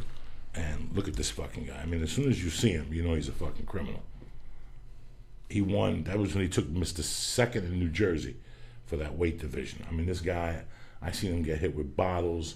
I seen him fucking destroy people. I mean, this guy was hilarious. And his name was Darren. I got pictures of him all over my house because he's the guy that helped you get into it. I mean, I would call him. I used to sell cars at night, and to get home, this is how broke I was. To get home, I would go into the service bays and steal change from all the cars. And there was some nights there was no cars in there. I would call him up at his house. He'd be with his wife. He had to be at work at 6, and I'd tell him I got no money. I got to be at stand-up New York at 10:15. Sit right there. And he fucking picked me up, take me to stand up in New York. One time, he took me to Caroline's for an open mic talent contest. And when the talent contest finished, they just had a regular talent contest. Anybody could sign up. This motherfucker signed up and took first place. He did? That's how funny he was. You know what I'm saying? Like, he was so excited. And I still talk to his cousin till this day. Him and his cousin are very tight. And he'll always say to me, "You know, if Darren was alive, he'd probably be out here with me right now. And he probably would have smacked 15 people. He would have been he would have been doing time, but he either would have been doing comedy or he would have been out here, you know." And it's so funny. Out of all the influences I had, I think of him all the time. There's times I'm just driving and I'm thinking of something funny and I think of what would he say, like shit like that. Like, it's amazing the people who took us through this journey. And he died in '99. Well, I mean, he died when my friend was killed. He had just gotten out, and he I was already out here, you understand? So I had already, but it was, I don't know, it was his talk and this letter that made me do it, you know. And then you know, but you know, a lot of the stories that comics have, as far as when they get out, I don't think they have many have these. They're like, "Well, I just did an open mic," and but you know, when it's funny because I was telling my wife this too, man. You know, when especially when things are taken away from you very young, your friends mean everything, don't they? Like when you're growing. I mean, for you, at least I had a mom, I had brothers, then I had a stepfather later on that you know I loved. I do love the guy. I loved him to death. But there was always so much things going on, but your friends were always there. But I moved so fucking much, Joey, that I would make friends and leave. And here's what I love about comedy. Now I've seen every fucking body I grew up with that's still alive or you know, or still around. Me too. When I'll go, like, I got friends I'm in Anchorage, Alaska. Did you remember doing Lucas' gig out there with Vito? Yeah. That was a fucking great place. And then, you know, I had a buddy that I knew from high school there, or friends from middle school now. Every time I do Jersey, I've seen all my best friends. You know what I mean? And that's what I love about going out and stuff. But I get to see all those people, you know. Can you get contact high off of that shit? Nah, this is an e-cig. No, that thing. vapor stuff. Maybe why you feel high. I feel a little mellow right This now. is the whole patois. Look at Lee. He's nice. Oh, I'm almost gone. He's nice and mellow. Look at him. His face is red and shit. I thought we were gonna do the music. Must be the music. Play some music for us. What do you want to hear? Put on. All right. What do you want to hear? I don't know. D-Train. I don't know. We had a D-Train's fucking great. Yeah, let's do a little D-Train. We should start talking music. Can I piss? Yeah, go piss. Give him a key and we'll get this pissing. Here we go, cocksuckers. We're taking you back. Little 1983. You know what? This song was great. Really quick. I know this is D-Train, right? When your love come down. Oh shit! Oh, remember that song? Call me. No, it sounds like this. It was. Here's my number anytime. Call me anytime. Talk to you. Call me. As a matter of fact, put that in. Call me. Look on love. Shine on love. What's the name of the song you want me to hear? Call me. Go out that way. That's a great one. Oh shit, people. Midnight in some parts of the country. It's like 3 a.m. in fucking Australia. But we're here. The Church of What's Happening Now. Flavor, the Flying Jew, Bret Ernst bringing it to you live and By shit. who? Which Call Me? You got Not Blondie. Not Blondie. I have Shine Down. Let me look for older ones. No, I don't got it. You don't have a regular Call Me? I have Blondie, but you said Not Blondie. No, it's not Blondie. Call Me 1982. Look for disco. Put Call Me 1982 disco hits. It's on there. Ba-bum, bum, bum, ba-bum, ba-bum. Ba-bum, bum, bum, ba-bum. And they have it, and it looks like it's a 45. Okay, let me look for it. If you look at that road, I'll tell you. Don't make me go over there and karate chop you in the neck, Lee Syatt. Fucking coming at you direct. Let me give you some shout-outs real quick while he's in. Oh, Cerrone? Let's see, try it on there. John Wolf G, I love you, cocksucker. Michael Tramwell, Dwayne Satterwhite, Tim Kessler, that's not it. Painter D, Ookie Spooky, I love you sexy bitch. And David Cyan. I want to give you some shout outs because I love you, cocksuckers. And don't forget, as always, our main motherfuckers over there on it, making your life better. Whether it's, I think there was a sale going on all of the, what's the milkshake? Hemp Force products, 15% off till midnight. I seen Joe had tweeted it early on. But any way you put it, go to On It for all your fucking needs, whether it's the Alpha Brain, for the nootropics, whether it's the motherfucking Shroom Tech, whether it's the Strong Bone, whether it's the Digestive Ease. They have so many things going on that I can't even talk about, that I can't even fathom. So do me that favor. Go to onit.com, see what's crack-a-lackin'. They got ropes, they got fucking kettlebells, they got, find it for him, please, because he can't find it. Is this it, Bill Wolfer? Right over there. Look for him, because he can't find it. What's he looking for? Call me. Go to onit.com, go to joeydiaz.net, go to the Onit Brox and Press. Church. CHURCH. For anything from On It, all the nutrients, all the minerals. I can't get you 10% off of the battle ropes or the kettlebells, but everything else I could take care of you with. Pressing the code CHURCH. Get 10% off, get on the mailing list. They also have a program, Stay On It. They mail it right to your house on the 1st, just like Dollar Shave Club. Let's listen to it, cocksucker. It was Sky. Listen to this more. Boom, boom, boom, boom, boom. You know how many fucking lines of blow I did to this? You know how many times I danced with a bitch and copped a tip feel? So fucking Joe, high school right so here. Awesome. This is 82 right here. Listen to these black dudes playing the drums. Fuck the guy from the roof. Listen to this motherfucker. What? Wash your pussy. It's Wednesday. Sitting here. Talking to your best friend. What? Here we go, motherfuckers. Oh shit. Things ain't working out with your girlfriend. What? Do it, Lee. Now you're searching for someone new, someone to hold you tight, someone to treat you right. So your girlfriend's a friend of mine. Here's my number and a dime. Call me anytime. Call me. What? If you need someone to talk to, call me. Satisfaction guaranteed. Call me. If you need someone to talk to, call me. Hey Joe. Call me. Boom. Is that the shit? Now, do you like? See, I went to so many schools. I went to predominantly a lot of predominantly black schools. Like, shout out to Bethune Elementary. By the way, whenever a school has like a name after like somebody or something to do with like the civil rights movement, you know, there's like Malcolm X Shabazz. Middle school.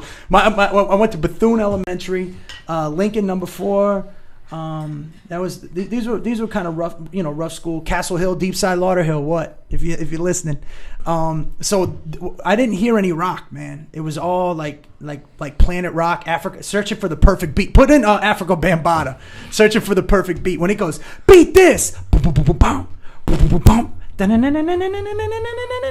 you think? So that's why I didn't really get. We're taking you deep tonight, people. And by the way, and my mom and dad, well, my real father, they loved disco, so they were always dancing. Odyssey, that song, "You're a Native New Yorker," that reminds me of my mom. Oh my God! Oh wait, you got to find it. You should know the score. You should know the score by now. You're a native. Listen to this shit. Oh shit! Oh shit! If you're black, break out the Afro sheen. We're getting down tonight, cocksuckers. Oh shit! Real African Bambaataa right here. We ain't fucking around. Constantine, you gotta get Big Daddy Kane to call in, cocksucker. You were saying you could call in, you hang out with him. That would be great. You're jumping up and down with him. We'll bring Bret Ernst in this motherfucker tonight, and we'll have fucking Big Daddy Kane call in. Stop fucking around, Here it comes. Constantine. Here it comes. Ready? Here it comes. Ready? Oh shit. Oh shit. This is what I'm talking about, people. You don't know what the fuck's going on here. Look at this shit. Cherry cannabis soda. I drank it. He's dancing. Who's better than you, cocksucker? I'm fucking high by osmosis. I'm telling you right now. Put on Illusion. Okay. It was the theme song to FX at the end. Illusion was a little disco song. Oh, fuck yeah. That's the guy that did all the special effects, Nobody right? Not that one? FX. Who sang it? Do you know? What's on there? What songs are on there? Illusion. Put in FX soundtrack. Okay.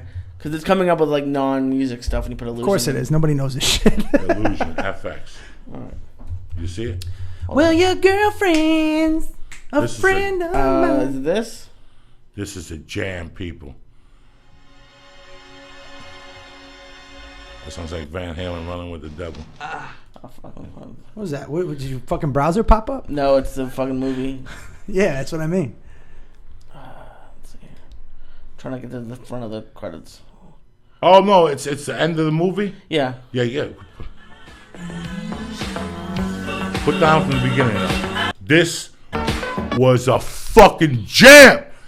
This is at the end when he shakes up Brian Dennehy's hand and they get away with the. But keep going. I remember the movie. Do anything else? Right. Listen to that little organ. Listen to that motherfucking organ. That little organ. And when this jam comes, dog, I get tears in my eyes. I don't even want to mention the girl. I used to take her out and we would dance. We'd do a couple bumps, a half a lewd. I wouldn't even fucking make love to her. I wouldn't even suck her titties, nothing. It was all about dancing and getting fucked up and just seeing her hips move and looking at her feet with the fucking toenails done and those high heels. Oh shit. Oh shit. Oh shit. This song right here. You got me, man. This is the end of 82. I know the movie. movie. This is the summer of 82. This is tremendous. That's the guy who did all the special effects, right? Yes, and right? then he got, with Jerry Orbach was the mobster. Yeah. Jerry Orbach played Illusion. Oh wait. Yeah, I know that This song. is a fucking jam. Hold on. This was on the radio and shit. Oh shit, this was on 98.7 Kiss Master Mix. This was fucking Kiss Master Mix. And because I know everyone's gonna ask on Twitter, it's called Just an Illusion Imagination. Here, put that on again, because when they go off, that's when me and this girl would just go off. Right now, you're just dancing slow with this freak. Right, you're just dancing. You're just moving. Could it be that? What? It's just Go, bitch. Shake that motherfucker. What? Wednesday night, motherfuckers. What are you doing? Watching Dancing with the fucking Stars or some shit? Let me tell you. Now, if this shit brings back memories. Put in Body Mechanic. You know that song? Oh, I gotta hear it. It's fucking. Now this song, remember I told you all this shit reminds me of like fighting and stuff? Every time I was at like a fucking party, I remember being 14, 15, going to like these warehouse parties. Shout out to Tom Quigley, by the way. Turn this up, dog. You know oh this? Shit. This sounds like something Tony Hinchcliffe would dance to. Oh shit. Luca, I put this on for Luca. Remember? Yeah, because that's the same way me and Luca bonded when I first came out here. Driving around. Remember, we used to drive around to fucking Lincoln, and and I put this shit in. He fucking lost it because he's like, dude, this is 86th Street in Brooklyn. He's like, we used to drive and cruise because down in Fort Lauderdale we used to cruise the Strip. I listen to this shit, Uncle Joey. 16 years old. Are you kidding me? I had a 1984 Ford Escort, right? Station wagon. You got wagon. heroin, drop it right now. I had a station wagon that I hooked up 215s in the back, right? Piece of shit car. Fucking Pyramid EQ, Fosgate amp, no electronic crossover, just a voice coil, right? And a Clarion receiver. And I put my tape in, because back then, distortion, you got to put in play at your own risk. That one you got it. You see what I'm saying? This is what I'm play talking at your about. own risk. Lee, did you eat all the espresso beans? No, there's some there. You got 2 more in there. They got your name. See, back then, did you do the you didn't do the stereos, right? The bass, you put the quarter on the fucking and the thing to see how far. By that time, I was gone. Yeah, that was done, huh? Yeah, that's like 87, 88, 89. 87, I was already. I was listening to Def Leppard, Pour Some Sugar on Me. I was gone from New York. And my friends would send me mixtapes. Yeah. But it wasn't the same. It wasn't the same as being there. This song, you gotta know. This is 83, 84. Turn it up. 82, apparently. 82, right. You know this. Wait till it kicks in. I don't remember this. Oh, shit. Well, yeah. Oh, shit. Lee, you might have to run out for a nickel back. This is the real shit. I got a good Uncle Joey story. This will be all right. 12 years old, my cousin on a drug deal. He'll love this shit. All right. Lee, there's 2 of them with your name on it. You gotta finish him. Pop that shit. I would eat him if I'd have to. I'd never had anything like that. I've never even smoked weed before. You know that. I told you. You don't need to do nothing. You're a good man. I'm good already. That's why I love by the way, you're probably gonna get this on Twitter. Fucking 800 people tweeting, "What a pussy, you don't smoke." Fuck that. No. You know why I got that wacky gene? I don't want to fuck with it. Listen, man. I'll take it to. I'm one of those guys. I'll take it even higher and then higher. And that's why I just stay at Some of my best level. friends don't even get high, and I like that because not everybody's supposed to be the same. Mm-hmm. That's why the world is the way it is. We're all fucking different. That's what makes it special. So, but anyway, so I'm with my cousin, right? Goes, hey, come for a ride, and you got to look this song up. You got to look up "Point of No Return" by Expose. Tremendous. So he had this That's triple my fucking jam. 87. He had like this 1984. What was the name of the album? The album was called Expose. It was off their first album. No shit, that album is tremendous. There's a lot of good love songs on that shit too. Let me be the one to hold on to your dream. This song. So anyway, we're driving around, right? He goes with me. He goes, hey, come with me for a ride. Now, here's something that people don't know. When you have like friends or family that are going through like the 12-step program, there's this step where they apologize to you for shit that you don't even know they fucking did, right? So I found this out later in life. So I'm rolling with my cousin, right? He says, hey, take a ride with me. And we're driving all over, man. On Monroe Street in Passaic, downtown by the Sports Center, A&E Sports Center. What? So we're driving around, and he's blasting this song, but he just keeps making stops. You know what I'm saying? So that was it. Took me home. We hung out all day, bought me ice cream. It was a fucking good time. So later on in life, you got to keep this on. What are you sweating for? So he's in his Cadillac convertible. He had the fucking white walls on. No. Seems just like a dream. It's a mystery to me. Dun, dun, dun, dun, dun. So later on in life, are you fucking kidding? Don't turn that off. I'll bite your finger. Yo, so I get this. The end, I like the end. I get this call from him later on. I'm older, and he was, going through some shit, and he called me and he said, "Look, I want to apologize to you for this, And he told me when I was 12 years old, he goes, "I was doing shit, I wasn't supposed to be doing," and I just was like, "What are you apologizing for? That's fucking awesome." I'm riding shotgun with you, listening to Expose while you're fucking dropping shit off. Oh, come on, man, who's better than me? But this song reminds me of that shit. This was one of the first videos they put out from the album, and they had a white chick in the band, a long-legged white chick. I loved her. There was a Filipino girl. There was Jolla, was the Italian one. The Italian one, and then there's the white chick. That was just really cute. Didn't they keep replacing one though? They were done. It was Miami. They were doing Blow. how long is a girl gonna last down there? She's sucking dick. That ruins your vocal cords, you know. Sperm ain't good for that shit. They tell you that when you're swallowing it. But when you're fucking... Dude, fuck that. I'm trying to swallow. You said fucking trying to swallow. When you go to the doctor, he's like, I'm gonna sperm you swallowing. No wonder your voice is going away. Lee Syatt, you bad motherfucker. Look at you. What's up, buddy? What do you got planned for the weekend, cocksucker? Where you taking the wife? Oh, Going to the point of no return, Lee. what? Leave it on, Yeah. leave it on. Don't. Okay. Her mom is making carne asada, which is hysterical because we're spending 4th of July with a Mexican family. And that's it. She wants to go see that new horror movie. Yeah, Delivers from Evil or something. Hey, Lee, how old are you? 25. Are you serious? Yeah.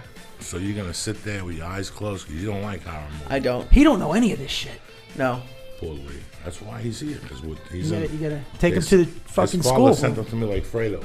Remember when they sent him out Yeah. to Vegas? His father sent him to Like me. Mo Green? With respect, out of respect. You don't talk to a man like Mo Green like that. They sent them, via respect. You straighten my brother out. You straighten my brother out. That's the main man. What are you doing for the fort? So you going over there all day? Yeah, her mom's You gonna. know, they'll fucking shoot you down there. So you wear something neutral. No blue, no red.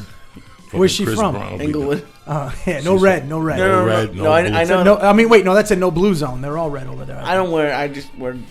I mean, they're actually kind of cool down there, but I don't make eye contact with most of them. Well, that's what she said. She fucking was like, every time I go there, we have to clean out my car, make sure it's all in the trunk, and she's like, and I saw a car that was on blocks, and then I was like, is that gonna happen to me? She's like, it might. I was like, great. This is my part right here. Crick that motherfucker. Right here. What? I wanna love you every reason. What? Taking me. Hey, when song? When you went to the roller rink, which roller skating rink did you go to, by the way, when you were a kid? Yeah. Did you ever go to the rink? What roller rink did you go to? I went to one in Paramus. Was it United States of America? You know what, USA? bro? I went. Let me tell you what happened. I was dating this girl that I used to dry hump. That's it. We were that young. We just dry hump. Nothing else. No tit, no nothing. She just let me dry hump standing up, which is a fucking nightmare. She wouldn't even let me take it to the floor. I remember arguing with her like in the 6th grade. Just let me dry hump you in the floor in the bathroom. And she's like, are you fucking crazy? How do you do it standing up? Yeah, You just dry humping her? I like pick her up and burn calories that way. Then I gotta dry hump. Like she's against the wall? Against the wall, like fucking, like if I had one leg. And it was a fucking nightmare. I think I might be high, man. I know you are. I feel a little fucking weird. I love it. This is what you're supposed. This is the energy. This is the patois. This is what the church does to you. Yeah. So I used to go with her and her grandmother. It was that type of relationship. Like, and her older brother, who was a scumbag. In fact, I seen him on Facebook the other night, and I almost said something to that motherfucker. Does he still hold a grudge? Oh, I hate that motherfucker. 'Cause he never liked me. He always resented me. And then shit happened between us later on in life. 3 years later, and it got really bad. But we used to go roller skate, and the same things. We'd go, but there was always that one guy That was that unbelievable. was older than everybody. Yeah. And the girls were like swoon over him but he was fucking 50. Yeah. He was a fucking loser. The girl that you're with is 13, and this guy's 25. So This that's was- why you like that bit, because you saw it and you're like, fuck yeah, I can relate to that shit. Oh, no, I understood exactly when you said that years ago. I'm like, oh my God. But one time I went, and the cool guy, this is how dumb and naive I was. The cool guy was skating, and he went around a turn, and he fell, and his wig fell off, dog. And the fucking skating rink stopped, and everybody watched him put his wig back up on his head. His face, I'll never forget how red his face was. Like, if that guy could crawl in a hole and fucking bury himself that moment. Like, he was a cool guy, but he had the full head Rod Stewart type wig. Yeah. Which, I didn't even know he had a wig. Like, I didn't know about wigs in those days. I had no fucking idea men wore wigs. That's how naive I was. The glue didn't work. This motherfucker Velcro went, fucking and came we off? never went skating again. That road, and it was disgusting. You had to wear rented skates with people's foot fungus. The brake pads were fucked up. I wasn't into that shit. Dude, I used to love that shit, man. It was like Nightclub for kids. I used to go to Wallington skating. Oh, that's what center. it was. The Wallington Panthers. That was the high school, the Wallington Panthers. I went to Wallington Skating Center, and because it was Passaic Stadium. You ever been through Passaic or no? You used to cop sacks there, and you say you cop sacks. I copped sacks there. We played you guys in high school. The Christmas tournament one year, they flipped a bus on them on freshman year. So wait, what year did you graduate? 78? 82. Oh, 82. So in 78, Was Craig Hayward there yet? Yeah. He was? Fuck Because he yeah. must have been like a freshman or something. Craig Hayward was a senior when we graduated. No, he couldn't. He couldn't have been. He graduated in 82. No, he went to graduated Pitt. 86. He graduated with my brother. Did he really? 85. 85. 85. He went to Pitt. That's right. He was a sophomore when I was a senior. You're right. He went to Pittsburgh. He died. Yeah, he died. He died. His son's playing though. That's how old his son plays. He probably got a kid pregnant. Yeah, when he probably was like 6. 12 or some shit. I Oh. went to school with his brothers, and then there was Nate Hayward was the receiver, and then you had this Tyrone. I think Tyrone Stowe played then, or no, because he was more. Who he was the older middle than me. linebacker from New Orleans Saints? That was the shortest linebacker. That was Sam Mills I played flag football with against him. when he was a car salesman. He was a Jersey dude. On Sunday mornings, 6 in the morning, these guys would show up hungover. Isn't he from Jersey? He's from Jersey, Montclair. He's Yeah, Montclair. It's fucking amazing, man. Hey, listen, man. I don't even know what fucking time it is. It's only 9. It's like 9:30. At the 9:50. No, it's- Oh shit! It's 10 o'clock. Yeah, it's 5 to 10. We gotta just get some good songs in, or are we wrapping it up? I gotta go do a spot, but What time's your spot? you know me, dog. I don't give a fuck Yeah, who about gives a spots. fuck? Where's it at? At the Ha, it's right down the block. Oh, there. you're If fine. you wanted me to go This down show's there. gonna run low. It's gonna run late. You get up when you get there. No, we could. You're do it fucking Uncle Joey. It doesn't. I don't even know what time it ends. I just don't want people. Anytime a podcast is over 2 hours with us, it may go kaput. Lee's already getting high. Look at the shape. Yeah, Oh, Lee's pretty falling high. asleep. Huh? It's How you doing almost over 2 hours, right? No, How I'm you fine. doing This over is I like this is where I like to be. Like Green Hornets kind of put me. I don't know. You ate in a whole one of those. You had the whatever that is. The fucking juju juice. Oh my god. No, but this is nice. I can still talk. Like usually, if I get high, Brett, it's like I can't even. This might just be the beginning, though. This espresso might. Yeah, the take a espresso beans took a while to hit me, but then But the those speed, last two, the you just- fucking baboon hit you. And what about the last two? they're gone. And I had him spike it with extra fucking Malukia juice in there. Little, so yeah, so give you him a got little, some extra fucking Maloik in there. little Maloik. You know what that is? No. This is tough. You don't know what as nails. Maloik is? It's like bad luck. Oh, good. They give you Malokia. I've heard No, Joey say I'm that. not gonna give him no bad luck. This guy's a solid fucking little Jew. You can't give him bad luck. The fucking the evil eye don't even work on him. It doesn't, huh? Doesn't work on Jews. Does he have the fucking the hand with the thing on it? The yarmulke with the fucking anti fucking struts. Do you have the pi symbol you wear around your neck? That means 3.14. Oh, this motherfucker. Oh no, it's the Hebrew word for God. Yeah, that thing. Yeah. The Hebrew word for God. That's, The Hebrew word for nice. God is fucking two things with this money clip. It looks like the symbol for pi, or it looks like something from Stonehenge. You know, the two things, and it goes like this. Yeah. You never seen it? Yeah, I know what you're They rock talking it. about. It's amazing, Bret Ernst, that sometimes at night I smoke a joint or whatever the fuck. I come home and I drink coffee and I go on YouTube and I watch videos of you, Sebastian, Ahmed. I just did Marin with Ahmed. Oh yeah. I did an episode of Marin with him. It was funny. We had to do it at the main room. And I hadn't gone back to the main room since I walked out of Marilyn's wake when I went off that night. And we were talking and we go, if you told me in 1997, we were both sitting at the Union broke, when he first moved out from what's his name's house. Marin?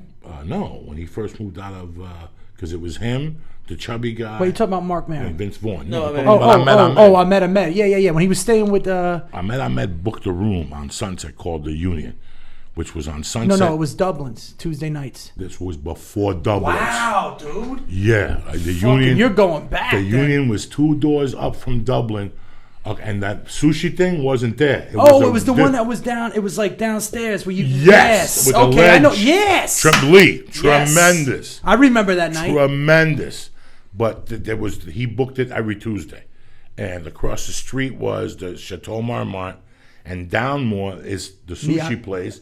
That was a bar that Eddie Griffin ran, because Black Night at the Comedy Store was Tuesdays. Yeah, Tuesday So nights. Eddie Griffin got pissed off and said, "Fuck it, I'm gonna have my own motherfucking Black Night up the corner." So the Sunset Strip on Tuesdays in those days was the Comedy Store, Fat Tuesday, whatever they did there. Right. Eddie Griffin started his show at 10, where he just did a show. Nobody else went up. Just Eddie went up for an hour or two. And then Ahmed and Vince Vaughn's old girlfriend booked the Union. And the Union was shit. The Union was shit. The Union was a room where 10 people go every week. And comics like Mike Young, that's where I met Mike Young. He had just done Vibe. Blowing up, that kid. Is he now? Yeah, he got his show on HBO. He fucking sold a movie. I know he directed the movie. I know he directed the movie. Yeah. So I met Mike Young at that, and it was just comics that would go there on Tuesday night. But what happened was the place had a lot of young women. A lot of young actresses went there, so the word got out. So next thing you know, Nick DiPaolo was in there, Stanhope was in there, Pauly Shore was in there, and the place went from having 10 people to having 200 people on a Tuesday, and we get drink tickets. They wouldn't even pay us. They give us 5 drink tickets, but that's all we needed. That's all you needed, 5 drink tickets to get the party started. Then you walked over to the store. So I remember being there when I met, talking about, like, how do you get an agent? Yeah. Like, where do you Do go? you know how long it took for him to get an? No, well, you too, but dude, fucking, it's insane.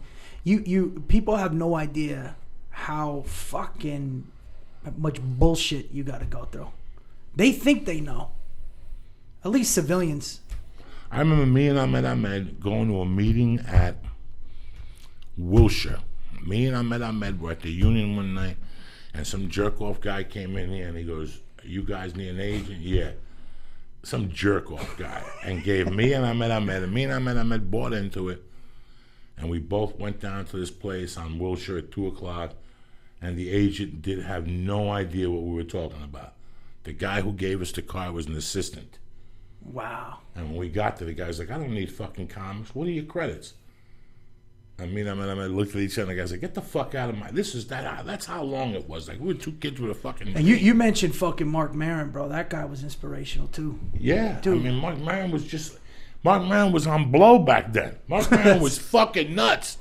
But the point being that I'm shooting this TV show with him in January, and he looks over at me at one point. I met him, and he goes, "If one of those nights at the Union, we would talk out in front of a place, and we were dreaming of having money to walk to the Pink Dot and have a sandwich, a fucking Pink Dot sandwich."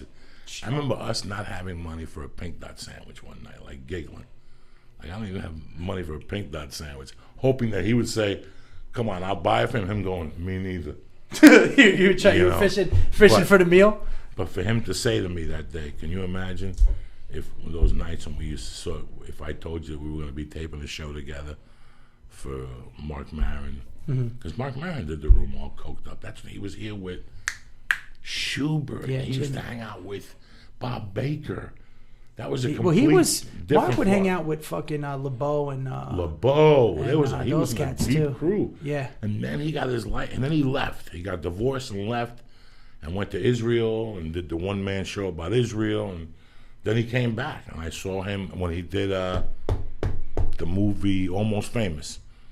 I didn't see him till after that again. So I didn't see him like from 97 till about 2003 maybe when that movie came out, 2004. And now to see his show on TV.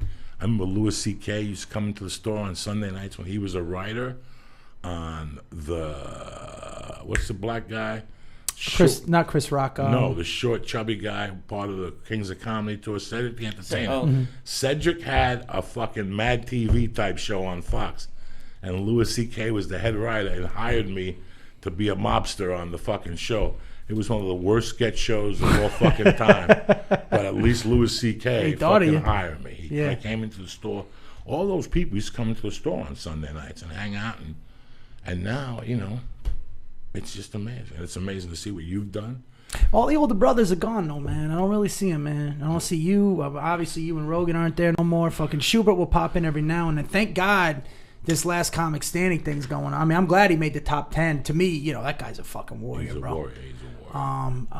But Luca's gone. But they sent me something the other day to vote for him. Yeah, to come back on. Why, did they kick him off? Yeah, he got voted off, but he can come back on. But, who knows?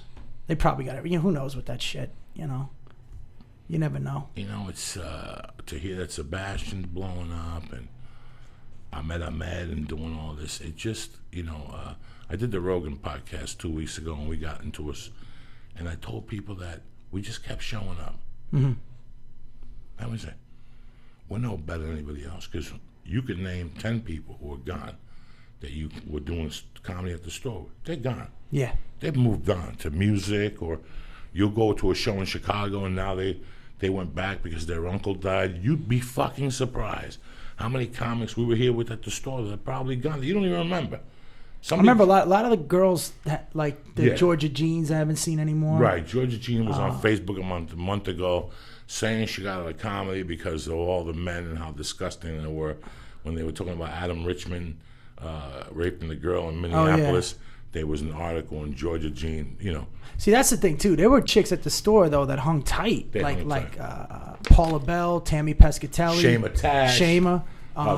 There's girls that Whitney, there were girls that were always accepted and hung out and can kick it, and then there was certain ones that the store it had this weird, it still does, but it's Don Barris, she's still there. Brian Holtzman is another one, dude. That motherfucker is But he's gone.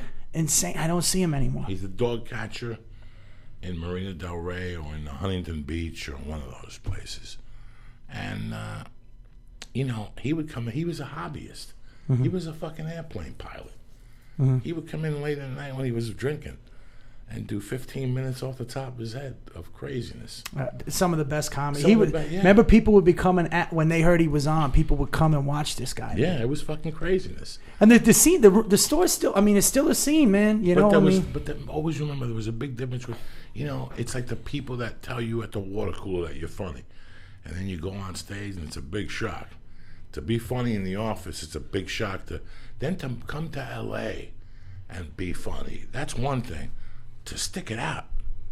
Wait, how about this one? That's the other. How about to be funny in the OR at 1 a.m. in front of fucking 5? That's when that's when you earn your comedy stripe. That's why Comedy Store comics, they could do a room anywhere, any place, anytime. I could do anything. Anytime. And I tell people all the time that there's times I go for auditions and I'll go in and I'll see the guy from The Godfather that got shot in the eye. He's still around. Mo Green? Mo Green's still around audition. I'll see Joe Santos, roast beef. I know, yeah. And I'll see all these people in the audition room, and all of a sudden I'll start getting butterflies in my stomach. And then I'll say, you know what, man? All right. So these motherfuckers have me as actors, but they never had to follow Paul Mooney in the OR at 12:30 neither. And that's what I got, that nobody else got in that fucking room. And you fucking work with De Niro. No, but who gives a fuck about that? I'm talking about following Paul Mooney at the store when you're an 8-year comic and you don't know how to figure it out. And the show started at 9.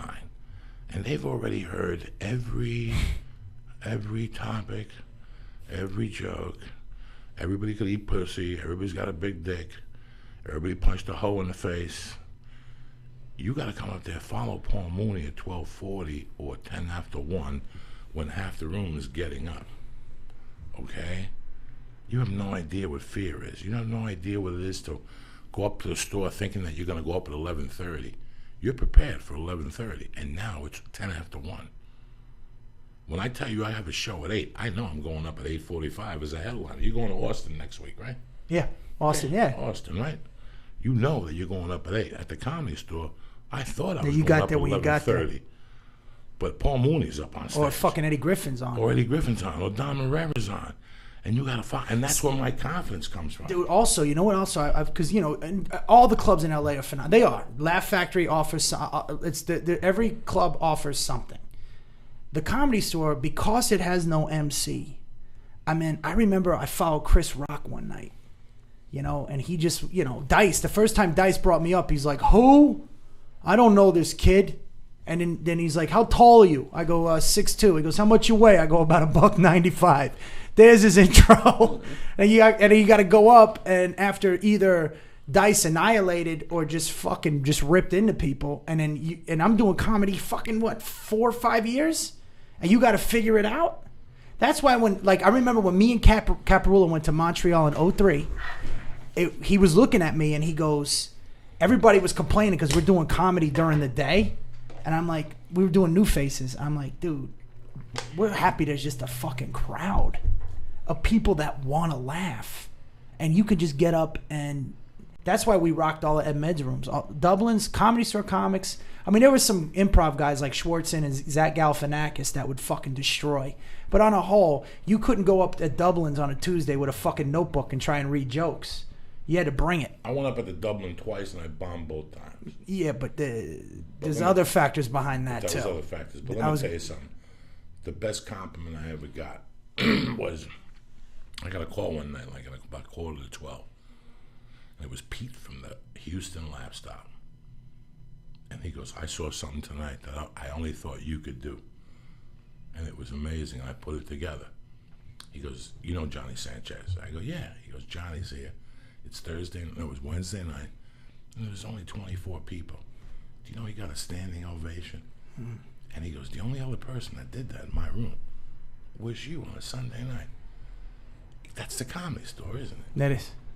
And then Johnny got on the phone, and we talked, and he's like, that's the Comedy Store. You learned, because in your mind, when you came out here, it's L.A. It's going to be 200 people a night, every night. And then some nights at the store, there was 150 people at 9 o'clock. By the time we got up at 20 to fucking 2, there's 13 people. And if you need those $15, those $15 were huge in those days. So see, you and Tripoli are two of the only comics I've ever seen, because you said you bombed. But your bombing isn't really bombing. You understand what I mean? Like, you're still spitting shit. No. Were you high or drunk or something? No, I don't go on stage high or drunk. I would go stoned. At the fucking Dublin, that was a different world. Well, what I was going to say, because I've never seen two guys go out there. Like you and Tripoli. Tripoli's, I've never seen a Tripoli get booed more.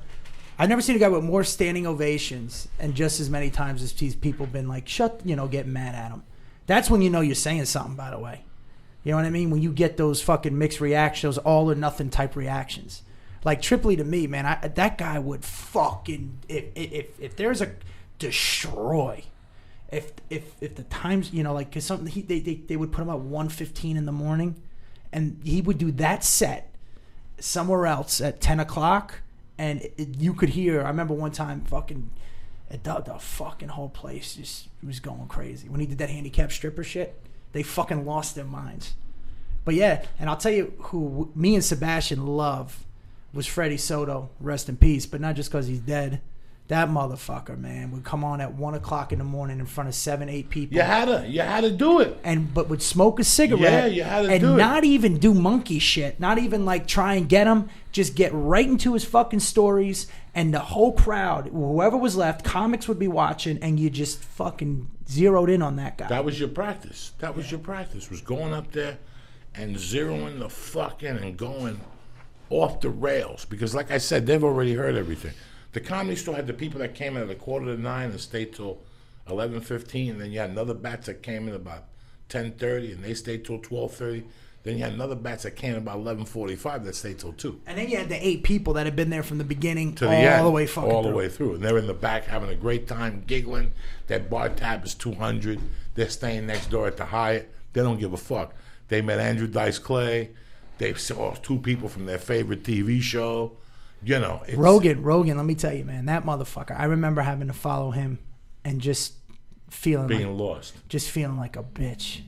Like going, what kind of dumbass fucking jokes am I going to do after this? Yeah, being fucking lost. Just like, what am I doing? And then Mitzi, for almost a whole fucking year, every Tuesday, because this is what I loved about Joe. There were guys that would come in that were headliners and would just bump, do whatever the fuck they want. He had enough decency to call in, and they would always have a half hour booked out for him. So now he knew that, even if he went 15 minutes over, it didn't throw the show off, because he could just pop in and fucking do 45 and all those comics that were booked. So at least they knew he would call in and they would give him those spots. And Mitzi kept putting me up every fucking Tuesday after him. Every night he was on. And I told Joe this because he came down to see me one time in at the Comedy Store in La Jolla because he was running a set. And he said, look, I don't want to bump you or whatever. And I'm like, we're past that, buddy. I followed, you do what you want to do. And he was nice enough. He said, let me go on after you, do your time, Such a gentleman. And but that right there, following that motherfucker, man. At first I couldn't figure it out. It's like sparring with John Jones every day. Yeah. If you fight the best in the gym every day and some days you push it, your confidence level zooms. I got my confidence at the fucking store. We'll do this, and I got to wrap it up. I got to tell you something. I went to Miami one time. For a year, I tried to sell the Miami Improv Paul Mooney.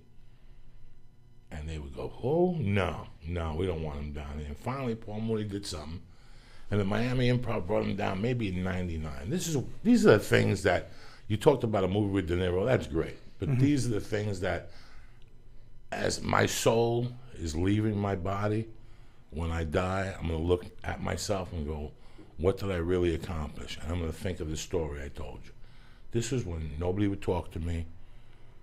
I think I had booked a pilot, basketball. Oh, yeah, with Matt and Trey. And a commercial, a Taco Bell commercial. You're in basketball? Yeah, that was my first movie ever. I got to check That's that how out. I joined SAG. One line. And I stole all the roller skates from the movie. I was still a criminal then. By the way, sorry. The best one line ever is you and fucking Spider-Man. Oh, please. I'm the king of the one-liners. when you popped on the screen, I was like, what the fuck? Yo, you got to go through. Oh, I'm like, please. fucking Uncle Joey. Got it out of the fucking store. And so I'm working with Paul Mooney, and it's a Thursday night in Miami or something. And I had been in this room 1,000 times. To me, this room was the OR. I knew the ins and outs of the room. I knew what I could say at this point. I was in Miami 6 times a year.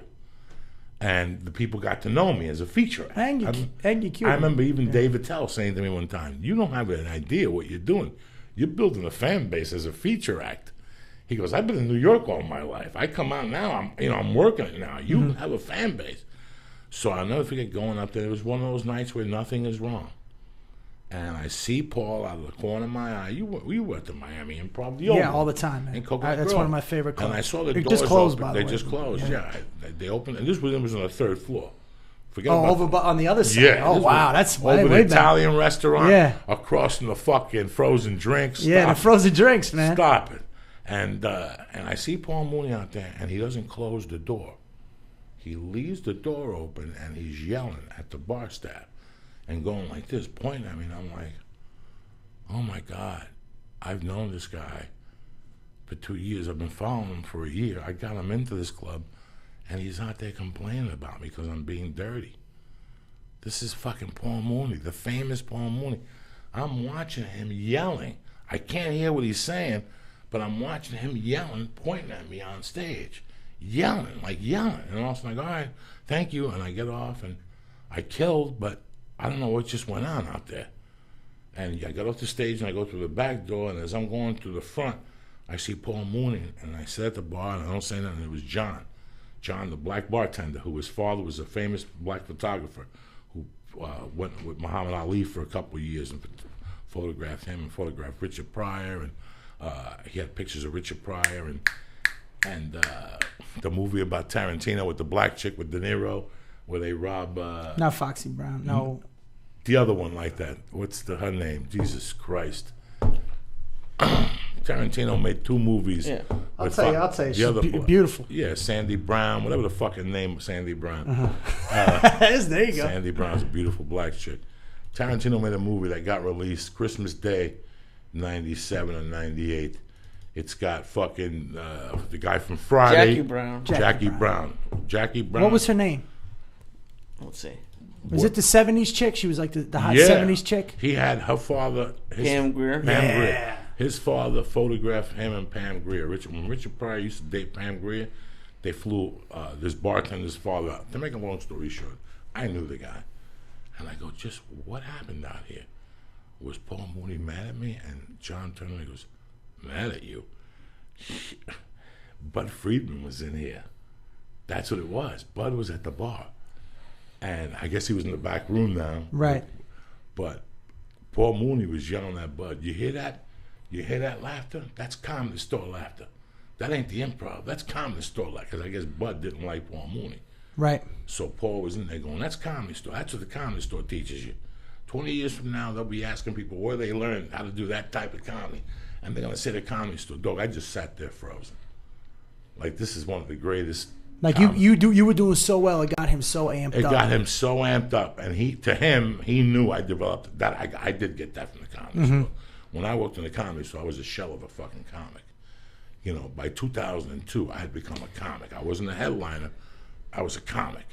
I had already been doing comedy 11 years at that point. But that training program, that college... Well, they say 6, 11, and 15 are those milestones. Yeah, that 11th year when now you're following Eddie Griffin, you're having conversations with Eddie Griffin, you're in a different league now. I put myself in a different league. I'm not in that league with the local scenes no more. I'm in a league at the Comedy Store. I'm at the Improv. Talent-wise, it's the ultimate. It's like Clubber Lang's gym and fucking Rocky 3, man. That's it. I'm at the best place. You ain't gonna fuck with me. Anything, dude. I have seen it. I saw a dude try to fight Chris Rock one night. I saw Dice and Dom get. I've seen so much crazy shit happen in that fucking room. And here's my analogy to it. You know, Peter Luger's Steakhouse. They say the pan is why the steaks are so good. They don't wash the pan. It's been the same dirty fucking pan for 50 years, but it gets so hot. There's no germs. It's just flavor, just marinated in this fucking thing for 50 years. That's what the OR is. It's that steak pan at fucking Peter Luger's. How good is Peter Luger's? Strong. If we took Lee there right now, Mastro's in fucking Mastro's in Thousand Oaks and the steak. I don't know something about that one. Even better than the one in Beverly Hills, I think. Mastro's in Thousand Oaks, right on Thousand Oaks Boulevard, is fucking strong. Done. I live right over there. Done. Let's do it.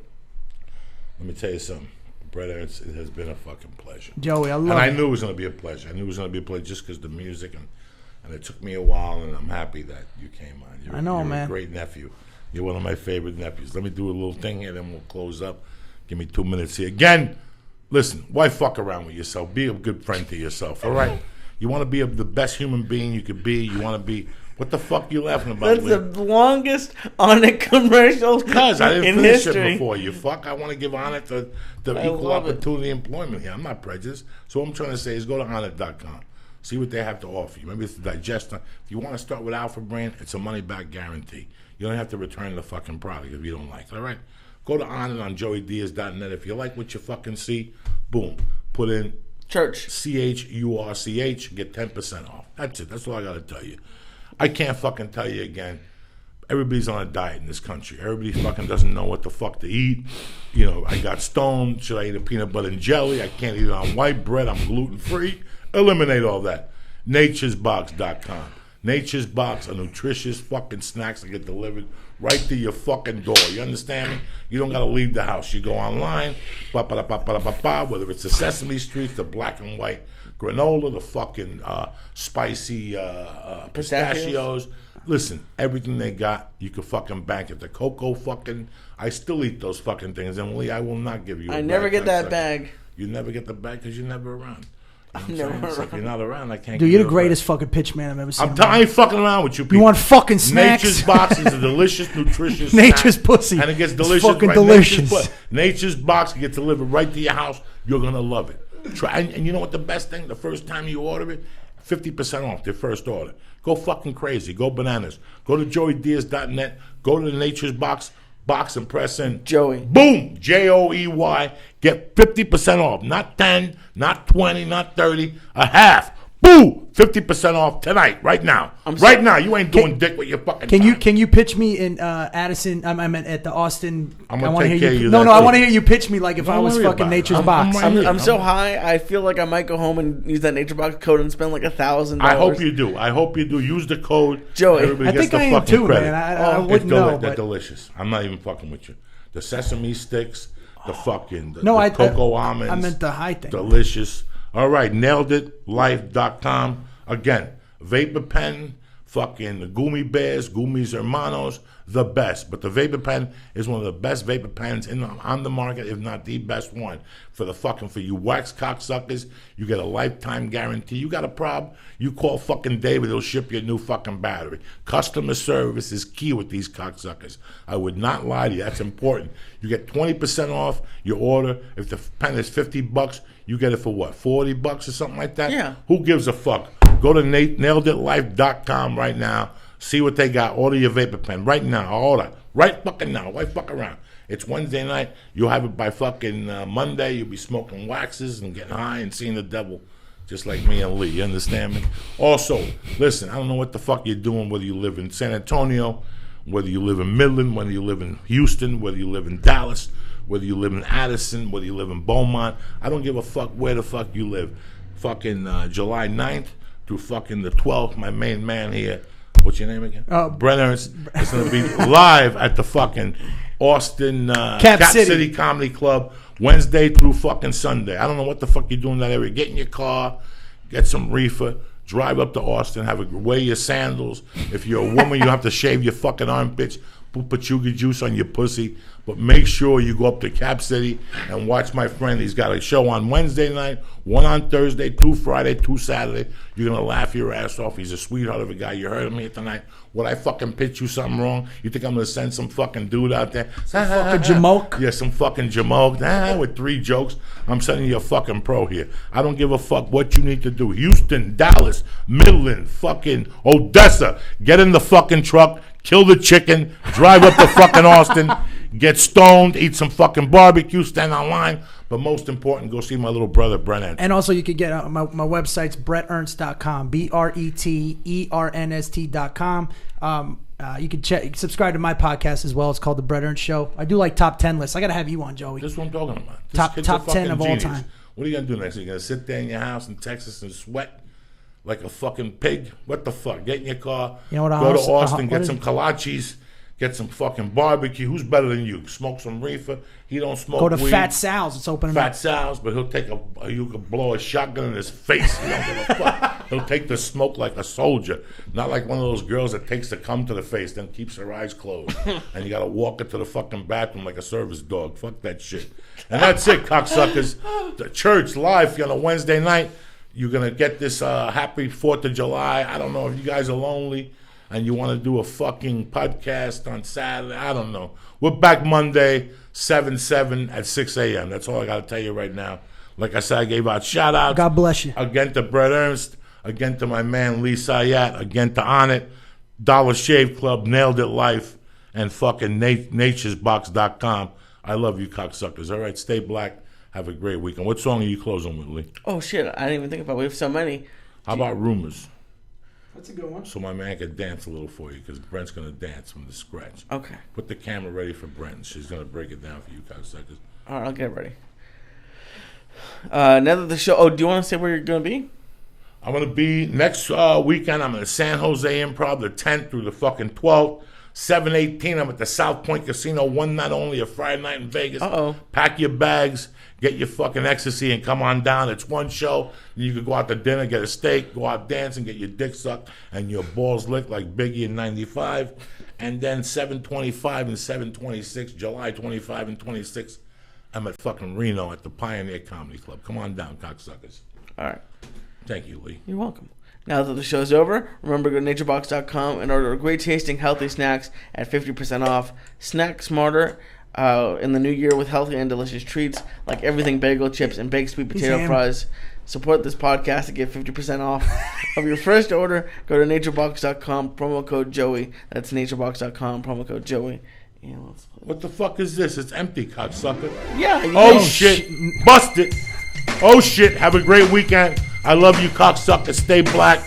Get your dick sucked. If you're a woman, go out there, get that monkey lick. Put your ass up. Make him eat that ass. Back that thing up into his fucking nose. Let him smell that fucking asshole canal. You know what I'm saying? You ate all the fucking things, cocksucker. You made me. You told me to eat the last two. That's loud. Hey. Rumors get started. Oh, shit. They started by the jealous people. Oh, shit. And they say bad about something they had and somebody else is owning. Wow, you broke the glasses out, huh? Ooh, they just don't sit.